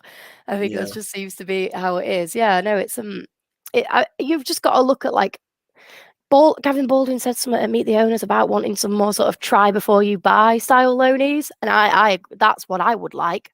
Somebody a bit like Ben Whiteman, where a team in the Championship don't really want him now, and they're going to loan him out to us, and then his contract runs out at the end of the season, and we can just have him. Like that would be the ideal situation, wouldn't it? Because then we've got a decent player that we've got on our own books, so we can hopefully sell for a decent amount of money if the opportunity comes, and not put the money 100%. into. Instead of having in a situation where we put the money in to stabilize the club, we're actually in a situation where the club's stable enough where we can put the money back into the budget and become a bit of a Brentford without losing 20 million a year. Yeah, I hope so, mate. I just saw someone say that we should make Andy Warrington goalkeeping coach. I completely agree. I love Andy Warrington. I think he's at Lincoln now, right? I think he is. Yeah, convince Brian Stock to leave Weymouth. They'll just have an entire backroom staff of ex-Rovers players. Brian Stock, convince him to leave Weymouth and become part of the coaching staff, and convince Sean O'Driscoll to get over as a mentor. That would look so much better than the boy band photo we had at the beginning of the season. With Hunt, Wellens, Younger, and Cox. I would prefer it if it was like McSheffrey, Butler, Paul Green, just like get Tim Ryan to come and Jan Butts to come and pose for it and all. Loads of weird. Noel Hunt's an interesting one because we've not heard anything from him since he's left. We've heard from Richard, but we've not heard anything from Noel. I didn't realise that he wasn't Richie Wellens' assistant at Salford until I watched that documentary last week. I was like, I thought he would just followed him everywhere, but no, apparently not. Which I thought was interesting. It's going to be a weird season, isn't it? I think it's going to be one of those roller coaster seasons where we either stay up or we suffer the pain of relegation. But again, I think if we do go down, we have to come back up. We have to come back up. If we don't come straight back up, it's an absolute disgrace. Do you know, if we don't come straight back up in at least the first 1 or 2 years at League Two, if it gets to year 3 of League Two, do you really have to start questioning where we're going now? Well, I think if it's more than one season in League Two, you have to start questioning it, to be honest. Oh, Crewe are beating Morecambe, by the way, Aaron. That's good news. We're going to go bottom of the league. We're going bottom. Sorry, I didn't want to finish. But no, if it's even more than one season in League Two, do you think if we hit our second or third year, do you think there's questions? Yeah. At that point, there has to be questions asked, I think. If you don't go... Because surely we have the biggest budget in League Two if we go down. Just based on the teams that are in League. Other than maybe Salford, would probably have one of the biggest budgets. Or Stockport, maybe. When you think of some of those ties next season in League Two, Barrow, Stockport, they are good, though. We will have a right. I'll have such a laugh going to all those grounds. I actually love going to all those. But half of them in bloody League One now, half of the shitholes we went to in League Two. That's the problem. The League Two ones, some of the League Two ones are so far away, it's barely reachable, like your Barrows, etc. I quite like to go to Forest Green, but they're going to get promoted, aren't they? Yeah, Forest Green's going up. Northampton's probably out of the question. Sutton, if they don't go up, I think Sutton could be a nice one. I think it'll be. Bradford for the first time in a few years. Walsall again. I would just. I don't want to think about it though, because I really hope that we just make the right decisions in January. Don't fanny about and wait until the last minute. We need to, if we've got these targets in place, I want to see them announced next week then. Do you know what I mean? I don't want to wait. Because I don't think my heart could take it. If Gavin's come out and said today that we are literally signing off targets now, we've got verbal agreements over the last week with a few targets, a pair of loanies and several permanent signings are going to the free press. Surely the first week of the window, you get at least 1 or 2 signings in. You'd think so. Well, it'd be a bit of an embarrassment if not. But mind you, he did say in that statement on the Rovers website that there's another meeting planned for Friday. Friday is the start of January. I don't know what day it is, Aaron, at any point, to be honest. It could be any day at this week. It's the lost week between Christmas and New Year. It could be Friday today, for all I know. But yeah, I think it'll be an interesting a really crucial January, probably more crucial than either of us have ever experienced in our lifetimes. I think this January is more crucial than the January in the 15-16 season when we went down to League Two. I think it's more crucial than that. 100%. I feel like, because at least then we had the semblance of what looked like it was going to be a good squad. It was, I think, certainly it was a building squad more so than we do now, I think, which Yeah. is mad because we were crap that season as well. I think 15-16 felt like a bit of a building season where maybe we needed that relegation to bounce Yeah, back and I up. think Ferguson was unlucky because he just did that thing that Ferguson always does where he loses 10 games on bounce. Like, you can't help it. He does it every year. But it wasn't Fergie time that season, but it was it wasn't even the that's season the thing, is afterwards. you 'cause we just bottled got the to league think. title. You just got to think, like, yeah, January's got to be mad. I feel like we need clarity on what the director of football, mentor, assistant, whatever it is that they want it to be. We need I think we need to know who that is, and soon. Yeah, because it's a PR nightmare. I quite like Russ Wilcox, but I can't imagine. I don't know. I know he used to play for Donny, but like, Jesus Christ, my dad loves Russ Wilcox, but like, I don't really remember him. What my dad thinks he's mint. If it's Steve McLaren, well, if it is, then how? Because like that explains. How have we sold this club to Steve McLaren? Maybe he lives nearby or something. Maybe, or maybe Right. if James Coppinger gets promoted to that role. I hope not.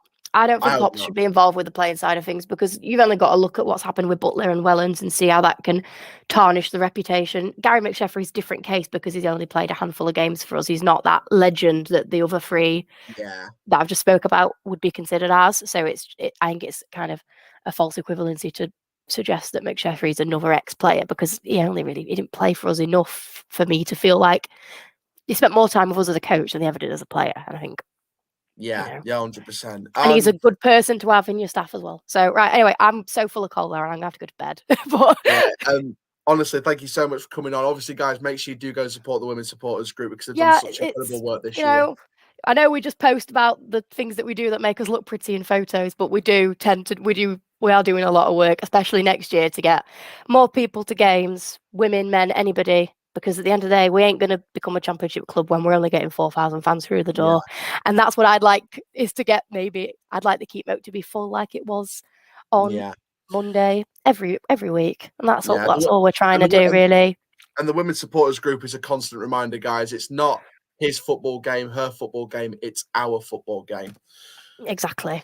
Not just here because we like to look at the blokes because there's not a great selection. It's Doncaster. But no, thank you very, very much, Lizzie, for coming on. It really does mean a lot. No worries, mate. See you later. Bye. See ya. It was great to see Lizzie on the show. Let's go through some comments first. Tyler, stand by. You're coming on the show next. Let's go through some comments. Roadside Dice say choose your friends, not your club. Monday, Tuesday, who the F are Wednesday. We may not like it, but we have to get behind him. People keep saying Baldwin out. Baldwin is a spokesman for Bramwell and Blunt. Get Baldwin out will not change the thing. I think no. I think it's not a case of getting Baldwin out will not change the thing. I think it's the fact that Bramwell is the main financial benefactor, and he employs both Blunt and Bramwell. So I think fans that want Baldwin out are sort of maybe going about this the wrong way, because you only get if they want Baldwin out, you're only getting one piece of the puzzle out. If you want change, you would have to ask all of them to go, apart from Bramwell, who's the main money benefactor. But Blunt and Bramwell and Baldwin are this sort of 3-man squad, this 3-hit squad, this 3-man power trip, this team. So get rid of one, you get rid of all 3, and then where would we be? But it's up to them if they want change. Is he taking the mick? We didn't have a shot at all first half. Don't even think we got in the first half. Baldwin makes decisions.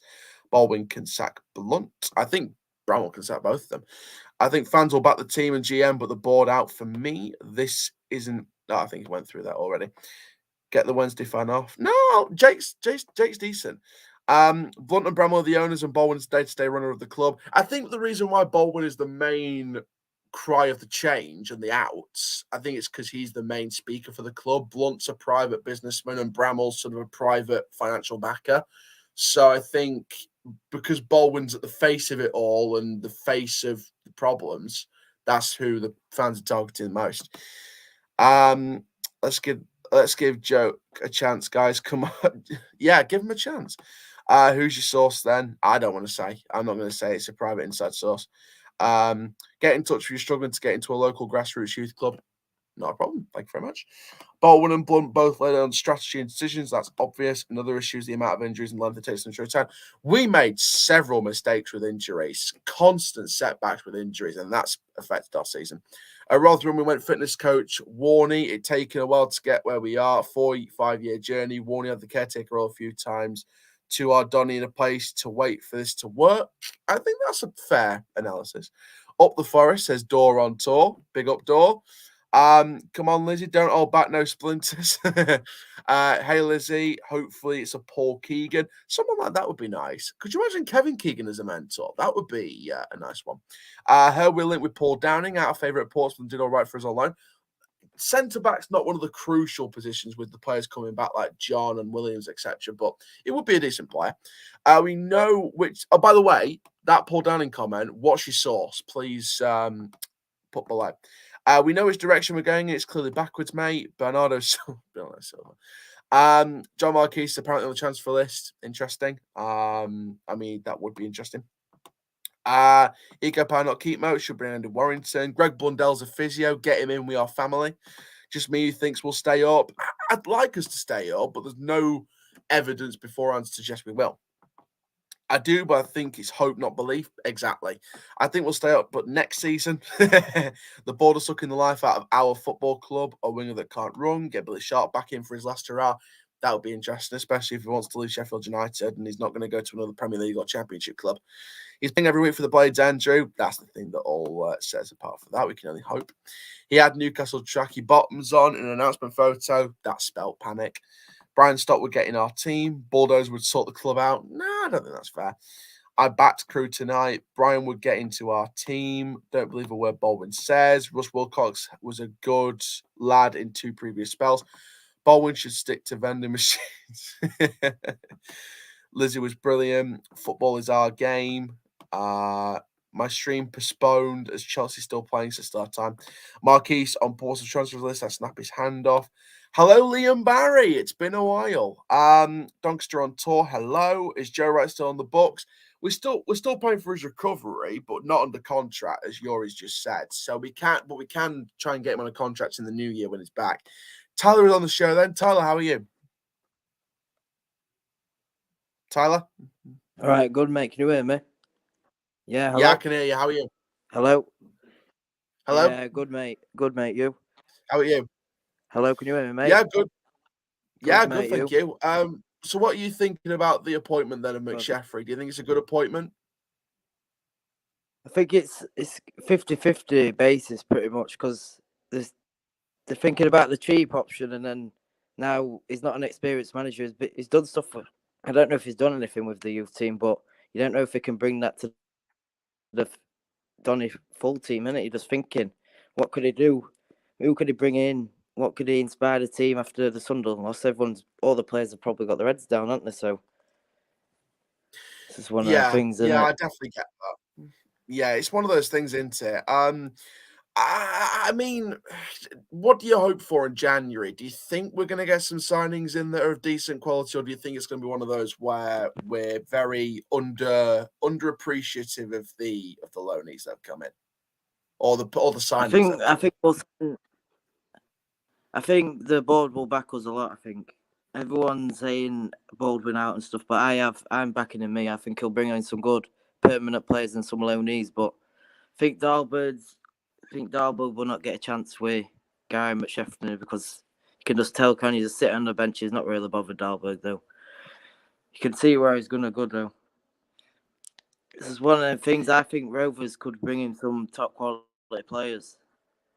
Just need the backing from the board.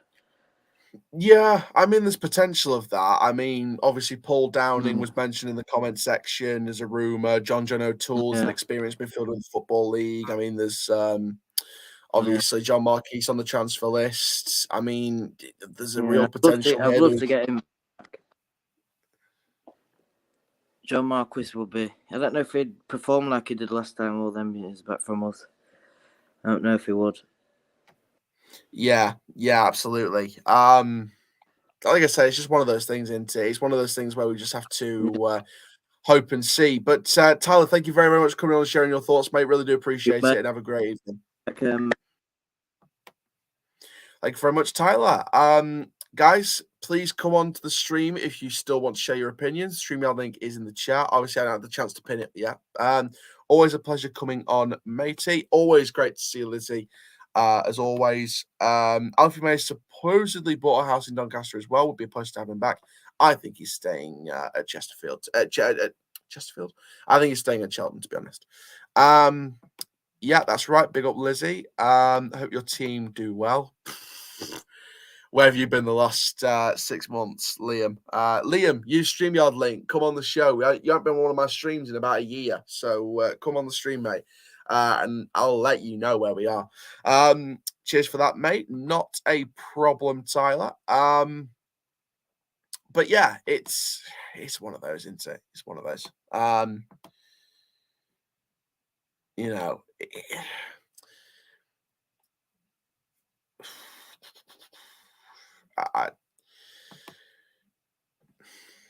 I'm sort of stuck. I'm stuck. Only just been able to come on here, in my opinion, back the manager, not the board. The interview we did on YouTube channel was just waffle. I think that's the general opinion of fans here. I think it's just back the. So, I think it's like those Neto stickers, isn't it? I think the general opinion of most of the fans on social media, at least, is support the team, not the regime. That seems to be the direction that the fans are going in, or some of the fans, or most of the fans are going in. I am just having my tea. I've been so busy at work. Don't worry about it then, mate. If you're busy, if you've been busy at work, I'll just let you rest. But there we go. God, why am I so tired? Probably because I've been working as well. Play Joe right up front when he's fully fit. Can't be any worse than what we've got. Unless we bring in a new striker in January or two. We'll see me a lot more. Cheers for having. Not a problem. I will hope to do more of these. If you do see me outside the stadium before and after matches, don't be afraid to come up to me for a fan cam, because I want to start doing fan cams more regularly, like your AFTVs, your United stands, things like that, especially if the channel grows more and more and more. So if whatever your opinion you've got, find me at the stadium before or after, outside the stadium, and just, if you want to say your opinion, go for it. Just go for it. I'll be there at Fleetwood for definite. Morecambe, I don't know, but if you want to send me your fan cams from your own phones, then message me, email me, message me from my email and send them. And I'll get some away fan cams as well. Thing is, Richmond's done good recruitment, bringing the lights to close. Galbraith on loan, who will risk the fact the injuries are putting us down. And also inconsistency as well. I think inconsistency as well. Get me on, mate. Yep, down for that. Bogle 3 goals next game. I wish. I really hope he does, because I really want him to. I really want him to do well. Because he has looked better than before, should we say? What type of players would you like to see bring in? Seeing players like Agard linked. I think that's an awful option, been pulled for a few years now. Got a couple of goals for Plymouth, but yeah, I don't know. I think there was people generally saying in the summer as well, I hope we don't. We'll probably end up with like a Josh Parker or a Kieran Agard, and lo and behold, maybe we might get that kind of guy in January. Where was the pie review, Chal? To be honest with you, I want to keep that vlog to a minimum time. If I wanted to make a longer vlog, then I would have included the pie review, but because that was a right laugh. But I did send Ryan the clip, so it's there. It's a joke of this club. I see your team have not been doing well. That's an understatement. But there we go. So we've been live for about an hour and 40 minutes nearly. My team Charlton looked to loan Kirk. Do you want him? You mean Charlie Kirk? You're damn right I want him. I think he could be a decent talent. I think loan him in for the end of the season. Then maybe. What time will you be there for the next game so I can get on, mate? Like I said, Morecambe, I'm not too sure. I'm not too sure if I'm going to make it for Morecambe. It depends. It really does depend. But if I'm not there for Morecambe, keep sending your fan cams by message or things like that, or we transfer it to my email. My business email should be linked in the about section of the YouTube channel on either of my YouTube channels. So use the business email. We transfer your fan cams from the away games. I will be there at every single home game. I've got, and I'll even show it on camera as proof. Because people think I get paid to go into the stadium by the club, because that is completely false. Look at this. South stand, unreserved, season cards. And I'm getting that renewed fully. This is the half season card, and I'm getting that fully renewed no matter what league we're in. Support this club no matter what. Why would you hope we disappear like Berry? You're either a troll looking for attention, or you are just delusional. Seriously, why would you hope we disappear like Berry? And that's disrespectful to Berry as well. So in the nicest possible way, Vamoose. Bo will go into Grimsby, I hope, on fish stocks. Charlie Kirk needs confidence, so good for both parts. Respect to him, constantly posting videos. Yeah. Max is here. Max, outsider in then, looking in. McSheffrey, good from the future and long-term point of view, even if we go down the season, or bad? I'd say it's a good opportunity for him to join the club and make yourselves better, because as we've seen before, your club has been like slugs on a football pitch, not really doing shit. So I did look up Gary McSheffrey, as I said before. He's played at many clubs before. He played at you, I think it said 2013-14. He was at you, and then moved on. He was part of our League Two squad as well. Yeah, he was left wing apparently, but I think he's got great experience with teams like you and Coventry, because he did go to Coventry twice. So he was called their hero. I think he was I think he's now the 6th youngest player to have debuted in the Premier League, if I'm not mistaken, as well. I think he was at the time the youngest as well. I can't remember what club it was. I'll have to have a look. But club career. Yeah, he debuted in the Premier League when he was at Coventry, holding the record for 4 years until Aaron Lennon made his Leeds United debut in 2003. And he was sort of part of that. It was part of the squad that actually got Birmingham back to the Premier League in 08-09. So, I mean, he's got experience at high levels. It's just a case of whether we can take that into management full time. Yeah, I've seen that his playing stats are very good. So he went to Coventry, he went to Birmingham, he went to Leeds, he went back to Coventry, then went to Chesterfield, and etc. But he finished football at like 30 something, like 34 or something, or maybe 35. And he played in national team England under 20s. So he had 6 appearances for them. But no, I do think he has a good managerial experience. And the question on if he can keep you up, I do think he can. It's just whether the players can cooperate and the board will actually listen to him, as well as him listening to the board at the same time. Because your board and the manager need to go together at this point, because they're like 2 south ends of a magnet repelling away from each other at the minute. And your club's getting worse and worse because of this relationship. And it's just not working for you. By the way, you are bottom of the league now on 1 point.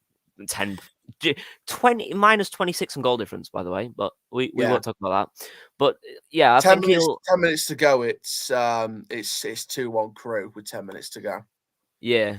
But yeah, I do think he's a good manager. He's I've seen him play and seen his tactics, or I saw a bit of tactics, because there was a little video, there was a little clip of him saying these would be my tactics if I was a manager.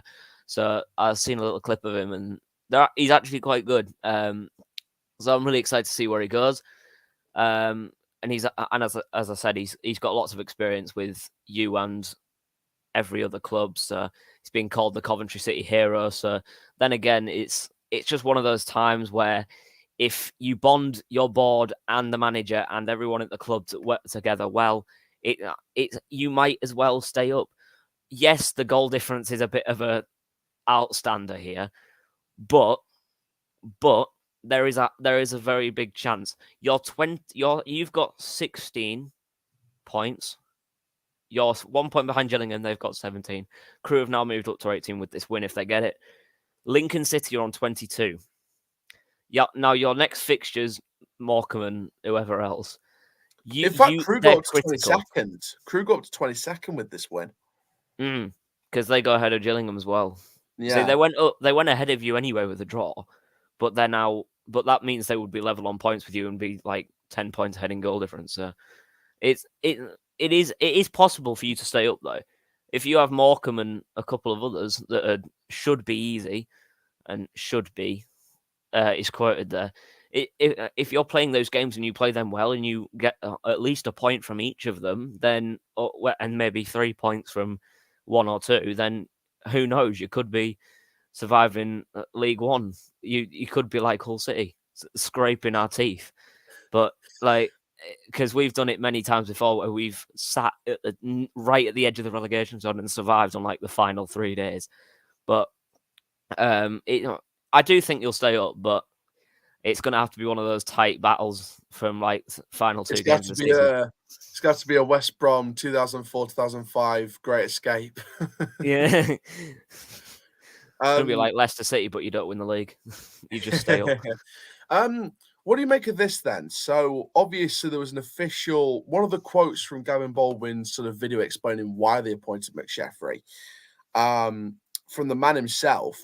His chosen words were, "We interviewed managers with Premier League experience and Championship, but they don't know League One." Is that a good thing or a bad thing? I want to say it's a good thing, but then thinking about it, it most likely might be a bad thing. But like, if Grant McCann leaves Hull City, because there is a massive thing here with the takeover. There's a rumor about the takeover, whether if Ashton Elishili, if he joins us, then Malik Wilkes is not coming back to you. Shut up. I'm joking, but still, he's not coming back. He's staying at us for however long. But yeah, if Elishili does make the deal perfect, which is going to be announced in pretty much under a week, if not in the next month or so, Grant McCann could be leaving. It just all depends on how we perform, because that loss against Forest was absolutely a disgrace. That penalty was just no. But yeah, like managers in Championship they don't know much about League One, but then again they've got experience from a league above. So it's something that they need to figure out, and all I'm saying is that the McSheffrey and the board need to get along. If not, the board get off. So and then who knows? You could be surviving on the final day of the season, and you could be staying up. Who knows? But then again, Niall, very exciting roller coaster of emotions. Niall will still probably take the piss out of you, but still, probably. But could you imagine though, if we finished our game, we're all waiting there, listening to other results, and we get the news that we stay up on like goal difference or by a point or something like that after their games have finished, and we end up just jumping all about the place. I mean, that will provide a very interesting vlog. I was going to say, I think the last day's away at Oxford as well. I'm not too sure how far. I think. In fact, no. I think. Dear. I think if it comes down to the final day, whoops. Yeah. That's not happening, is it? I hope we can try and keep our status before the end of the final day. It'd probably be if you play Oxford on the final day, then it depends if Oxford have anything to play for. Because if they're already secured promotion or playoffs, or they just haven't got anything and they can't get anything, then they have nothing to lose. Whereas you're going to have to play your heart out. But Tyler's just said it's like 3-4 hours away. Jesus Christ, unlucky. But it's one of these where it's happened to us. Marco Silva and Mike Phelan and a couple of others. They've left us. Marco Silva got us in the Premier League, and then as soon as we went down, he left. And then he went to Everton for like 1 year, and then he's gone. But I just don't get how the fact could be done. But I think McSheffrey is a good appointment, and he can make you stay up. It just depends on how the players perform, because I'm presuming they all know that they need to pick it up, because you're now bottom of the league, and that should technically be a motivation for you all. But what can I say? It's going to be a tight relegation battle.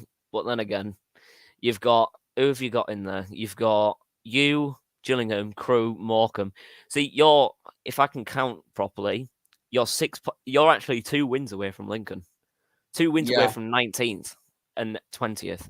And we're on the same amount of games as Lincoln, and we've played a game less than Morecambe and Crewe. We've got to rely on Gillingham getting beat as well. And Fleetwood. Yeah, so Fleetwood are in 19th, and if you beat Fleetwood... We've got 2 games in hand on Wimbledon. Well, a game in hand on Wimbledon, but a game in hand on Fleetwood's technically 2 games in hand on Wimbledon. Who lost as well? They've lost as well. Well, they're losing to Oxford, believe it or not. 3-0. Holy shit! Oh dear. Anyway, but yeah, still 2-1 in Crewe. But like, you're if you get 2 wins, like if you beat wait, do you have Fleetwood or have you played them all again? No, we have Fleetwood because that was rescheduled from earlier. That's going to be on the 8th of January when we should have played Rotherham at the Keatmo, and that's been rescheduled as well. So basically you're playing Fleetwood when I'm at the MKM. Yeah, we've got Morecambe. Everton have sold out. Everton have sold out, by the way. Jesus. The whole of our North Stand will be gone, but it's But yeah, we've got Morecambe and Fleetwood, and then the next 8 games, there's about 4 teams in the top 4, and the rest of them are in the top 10 apart from Ipswich. So by the end of February, we'll have faced 8 teams from the top 10 plus Ipswich. Well, 7 teams plus Ipswich from the top 10. As well as 2 relegation favourites. And then we'll go to Accrington, which is a bogey team, on the 22nd of February. So, I don't know. Well, as I say, if you can get your team back together and you can get a couple of good signings in there and work together as an actual club rather than two magnets repelling away from each other because they're on the wrong side, then you might get somewhere.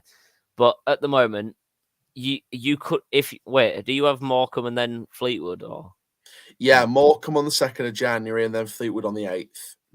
If you beat Morecambe and Fleetwood and one of Lincoln and Fleetwood lose once, Fleetwood have to lose twice technically.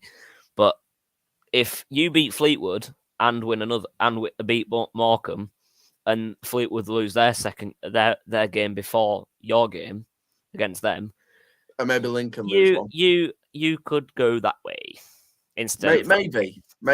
It also depends on signings as well. It also depends on the January window. Yeah. And how we deal with business. As Charlton fans said, Kirk is going on loan. So if you snatch him up, you might get something from him.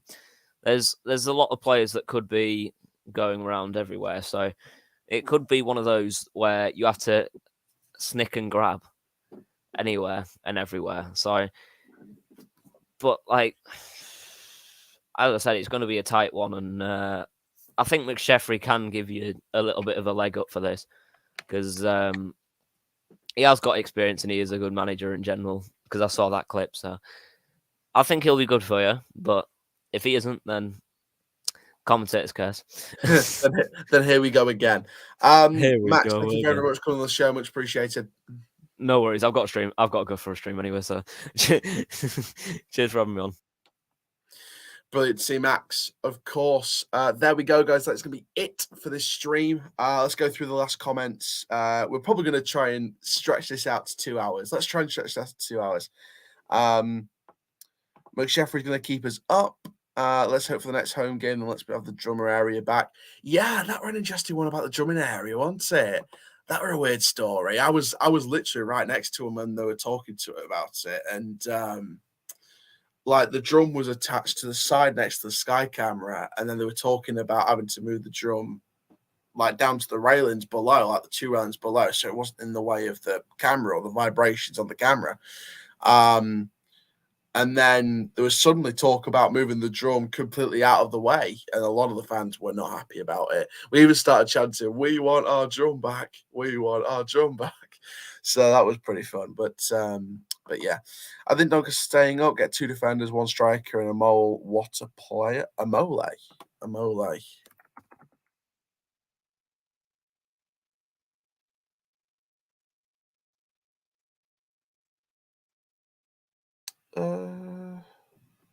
Who's that? Oh, I think Toby Amole.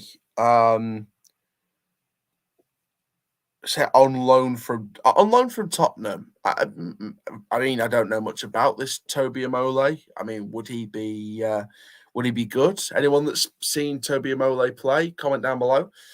We will beat Gillingham in game in hand and Crew 12th of Jan.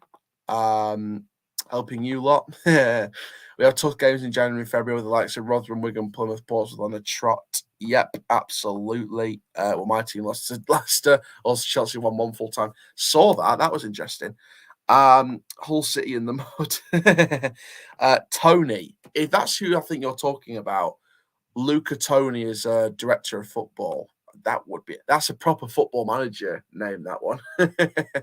That'd be interesting. 3-4 hours away. Yeah, that would be a tough trip. Been to all grounds in League One. To be fair, just for the bands, I might try and get to Oxford for the last game of the season, but I don't know yet. We're still hot. We've still got a few months to go. Oxford, 2 hours, 45 minutes. Jesus Christ. Better take the train, lads. Is there any chance we could go up? I was carrying it all over the place in terms of the jump. I mean, no. We're not going to go up. We could stay up, but we're not going up. Are you going Morecambe? Hopefully. If not, then I'll just have to watch from home. Here we go. Charlie Kirk, Donny will know for the rest of the season from the future. I mean, that would be interesting. In terms of what's going on in the other games, Shrewsbury Accrington 0-0, Ipswich Wickham 1-0 to Ipswich, Oxford beating Wimbledon 3-0, Crew beating Morecambe 2-1. So we are currently going bottom of the league as it stands. And yeah, this is going to be an interesting 6 months in the season. He's Arsenal loan player out to Donny's a proper defender. Very interesting. Millie, here's the StreamYard link. You didn't get a chance to come on the last stream. Please use that StreamYard link. Come on and have your say. I know you've been wanting to go on to the next live. We are live. We're still live. We may go past the 2 hour. I don't mind going past the 2 hour mark, just as long as you get your chance on the stream. If you can't come on, and you say you can't come on, then we'll probably end it here. Give Millie a chance to say a piece. Get me on the vlog. I'll be there early for next home game. Yeah, I'm going to be there early for the next home game on the 8th against Fleetwood. So it should be pretty good. Yeah, I usually wait for players as well. And the manager. And obviously our assistant, Frank Sinclair. Whether he's the permanent assistant or not, it's another story. I mean, whether Frank Sinclair becomes permanent assistant manager or not, I don't know. But there we go. But yeah, Millie, use the StreamYard link. Come on, have your say. If you can't come on, we're going to have to end it here.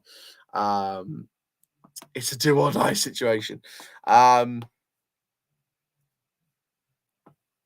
Yep.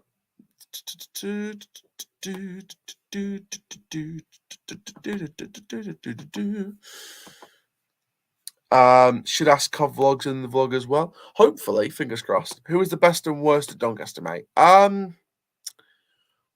would say the best is Ethan Galbraith. The worst, if I'm brutally honest, is probably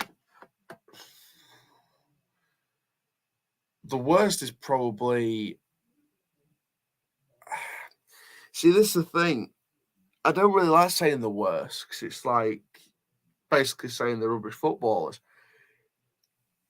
It's not like the rubbish footballers. It's just some of them are not really putting in the work sometimes. What are the chances of Malik Wilkes returning? Very slim at this point.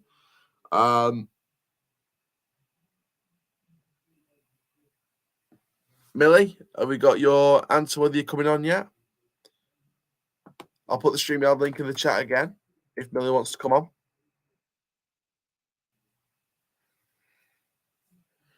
Come on, Millie, you've got about a minute or two to respond. Put the dramatic music on from Batman: The Dark Knight. Dun, dun, dun, dun, dun, dun, dun, dun, dun, dun, dun. Just the tension music. 2 minutes to make up your mind. Are you coming on or not?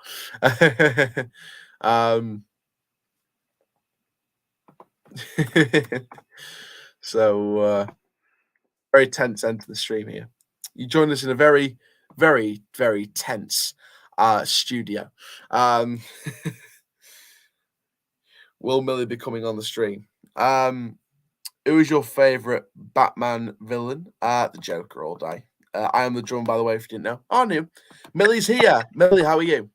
I'm all right. How are you? Not too bad, thank you. What do you make of the appointment? Well, I think it's not the best. Oh, sorry. I'm a bit. Good. I think it's not the best appointment. I could have done a bit better. I think we should have got some experienced manager in. Yeah. Such as my personal one wanted to be like Neil Warnock because I think he's got experience. And yeah. Yeah, I mean, what are you sort of hoping for the January window then? Are you sort of hoping for the experienced signings that we're rumoured to be getting, or are you sort of thinking we're going to be signing a couple of kids again? I think a mix of both, if you know what I mean. Yeah. To be fair, I would not mind Alfie May and back, like Matty Blair and... Obviously, if you had the rumours that Alfie May's apparently got a house in Donny.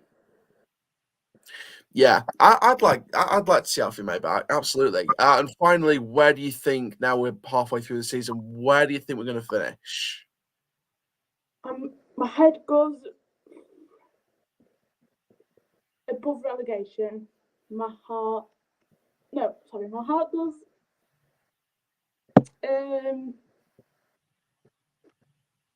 finish above relegation. My head goes 23rd. Interesting.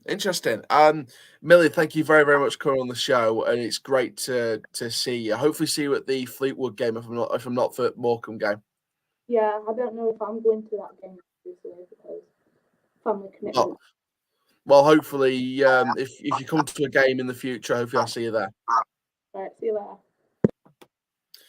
Great to see Millie on the show. Great to get her opinion.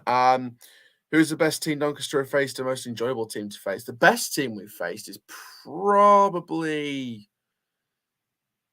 Sunderland. I'd probably say Sunderland. Well, actually, no, Sunderland didn't really have to play second gear. After our second gear, I'd probably say maybe Rotherham or Plymouth. I think both those teams are pretty good. The most enjoyable team to face was probably Morecambe because they lost. Should never have sold mine in the first place, says 0 Point Spirituality. But there we go, guys. Thank you very, very much for watching this stream. I did say I was going to end it after Millie's call. We're going to be back for the Morecambe preview on New Year's Day. Bit of a New Year's Day gift for you guys. Forget Old Lang Syne. We're going to give you a Morecambe preview. We're going to give you Morecambe Eye. But there we are, guys. Thank you very, very much for watching this video. Make sure you do like, comment, subscribe. And for now, I'm Aaron Chandler from Forever Football DRFC. Keep living the Rovers life. And that, my friends, is full-time. Rovers side die. Thank you very much. Millie says, cheers for having me on, Chal. Not a problem, Millie. All your opinions and everyone's opinions is valid. Well, whatever side of the argument you're on. And I'll see you guys in the next video very, very soon. Take care, everybody. Rovers till I die. Rovers till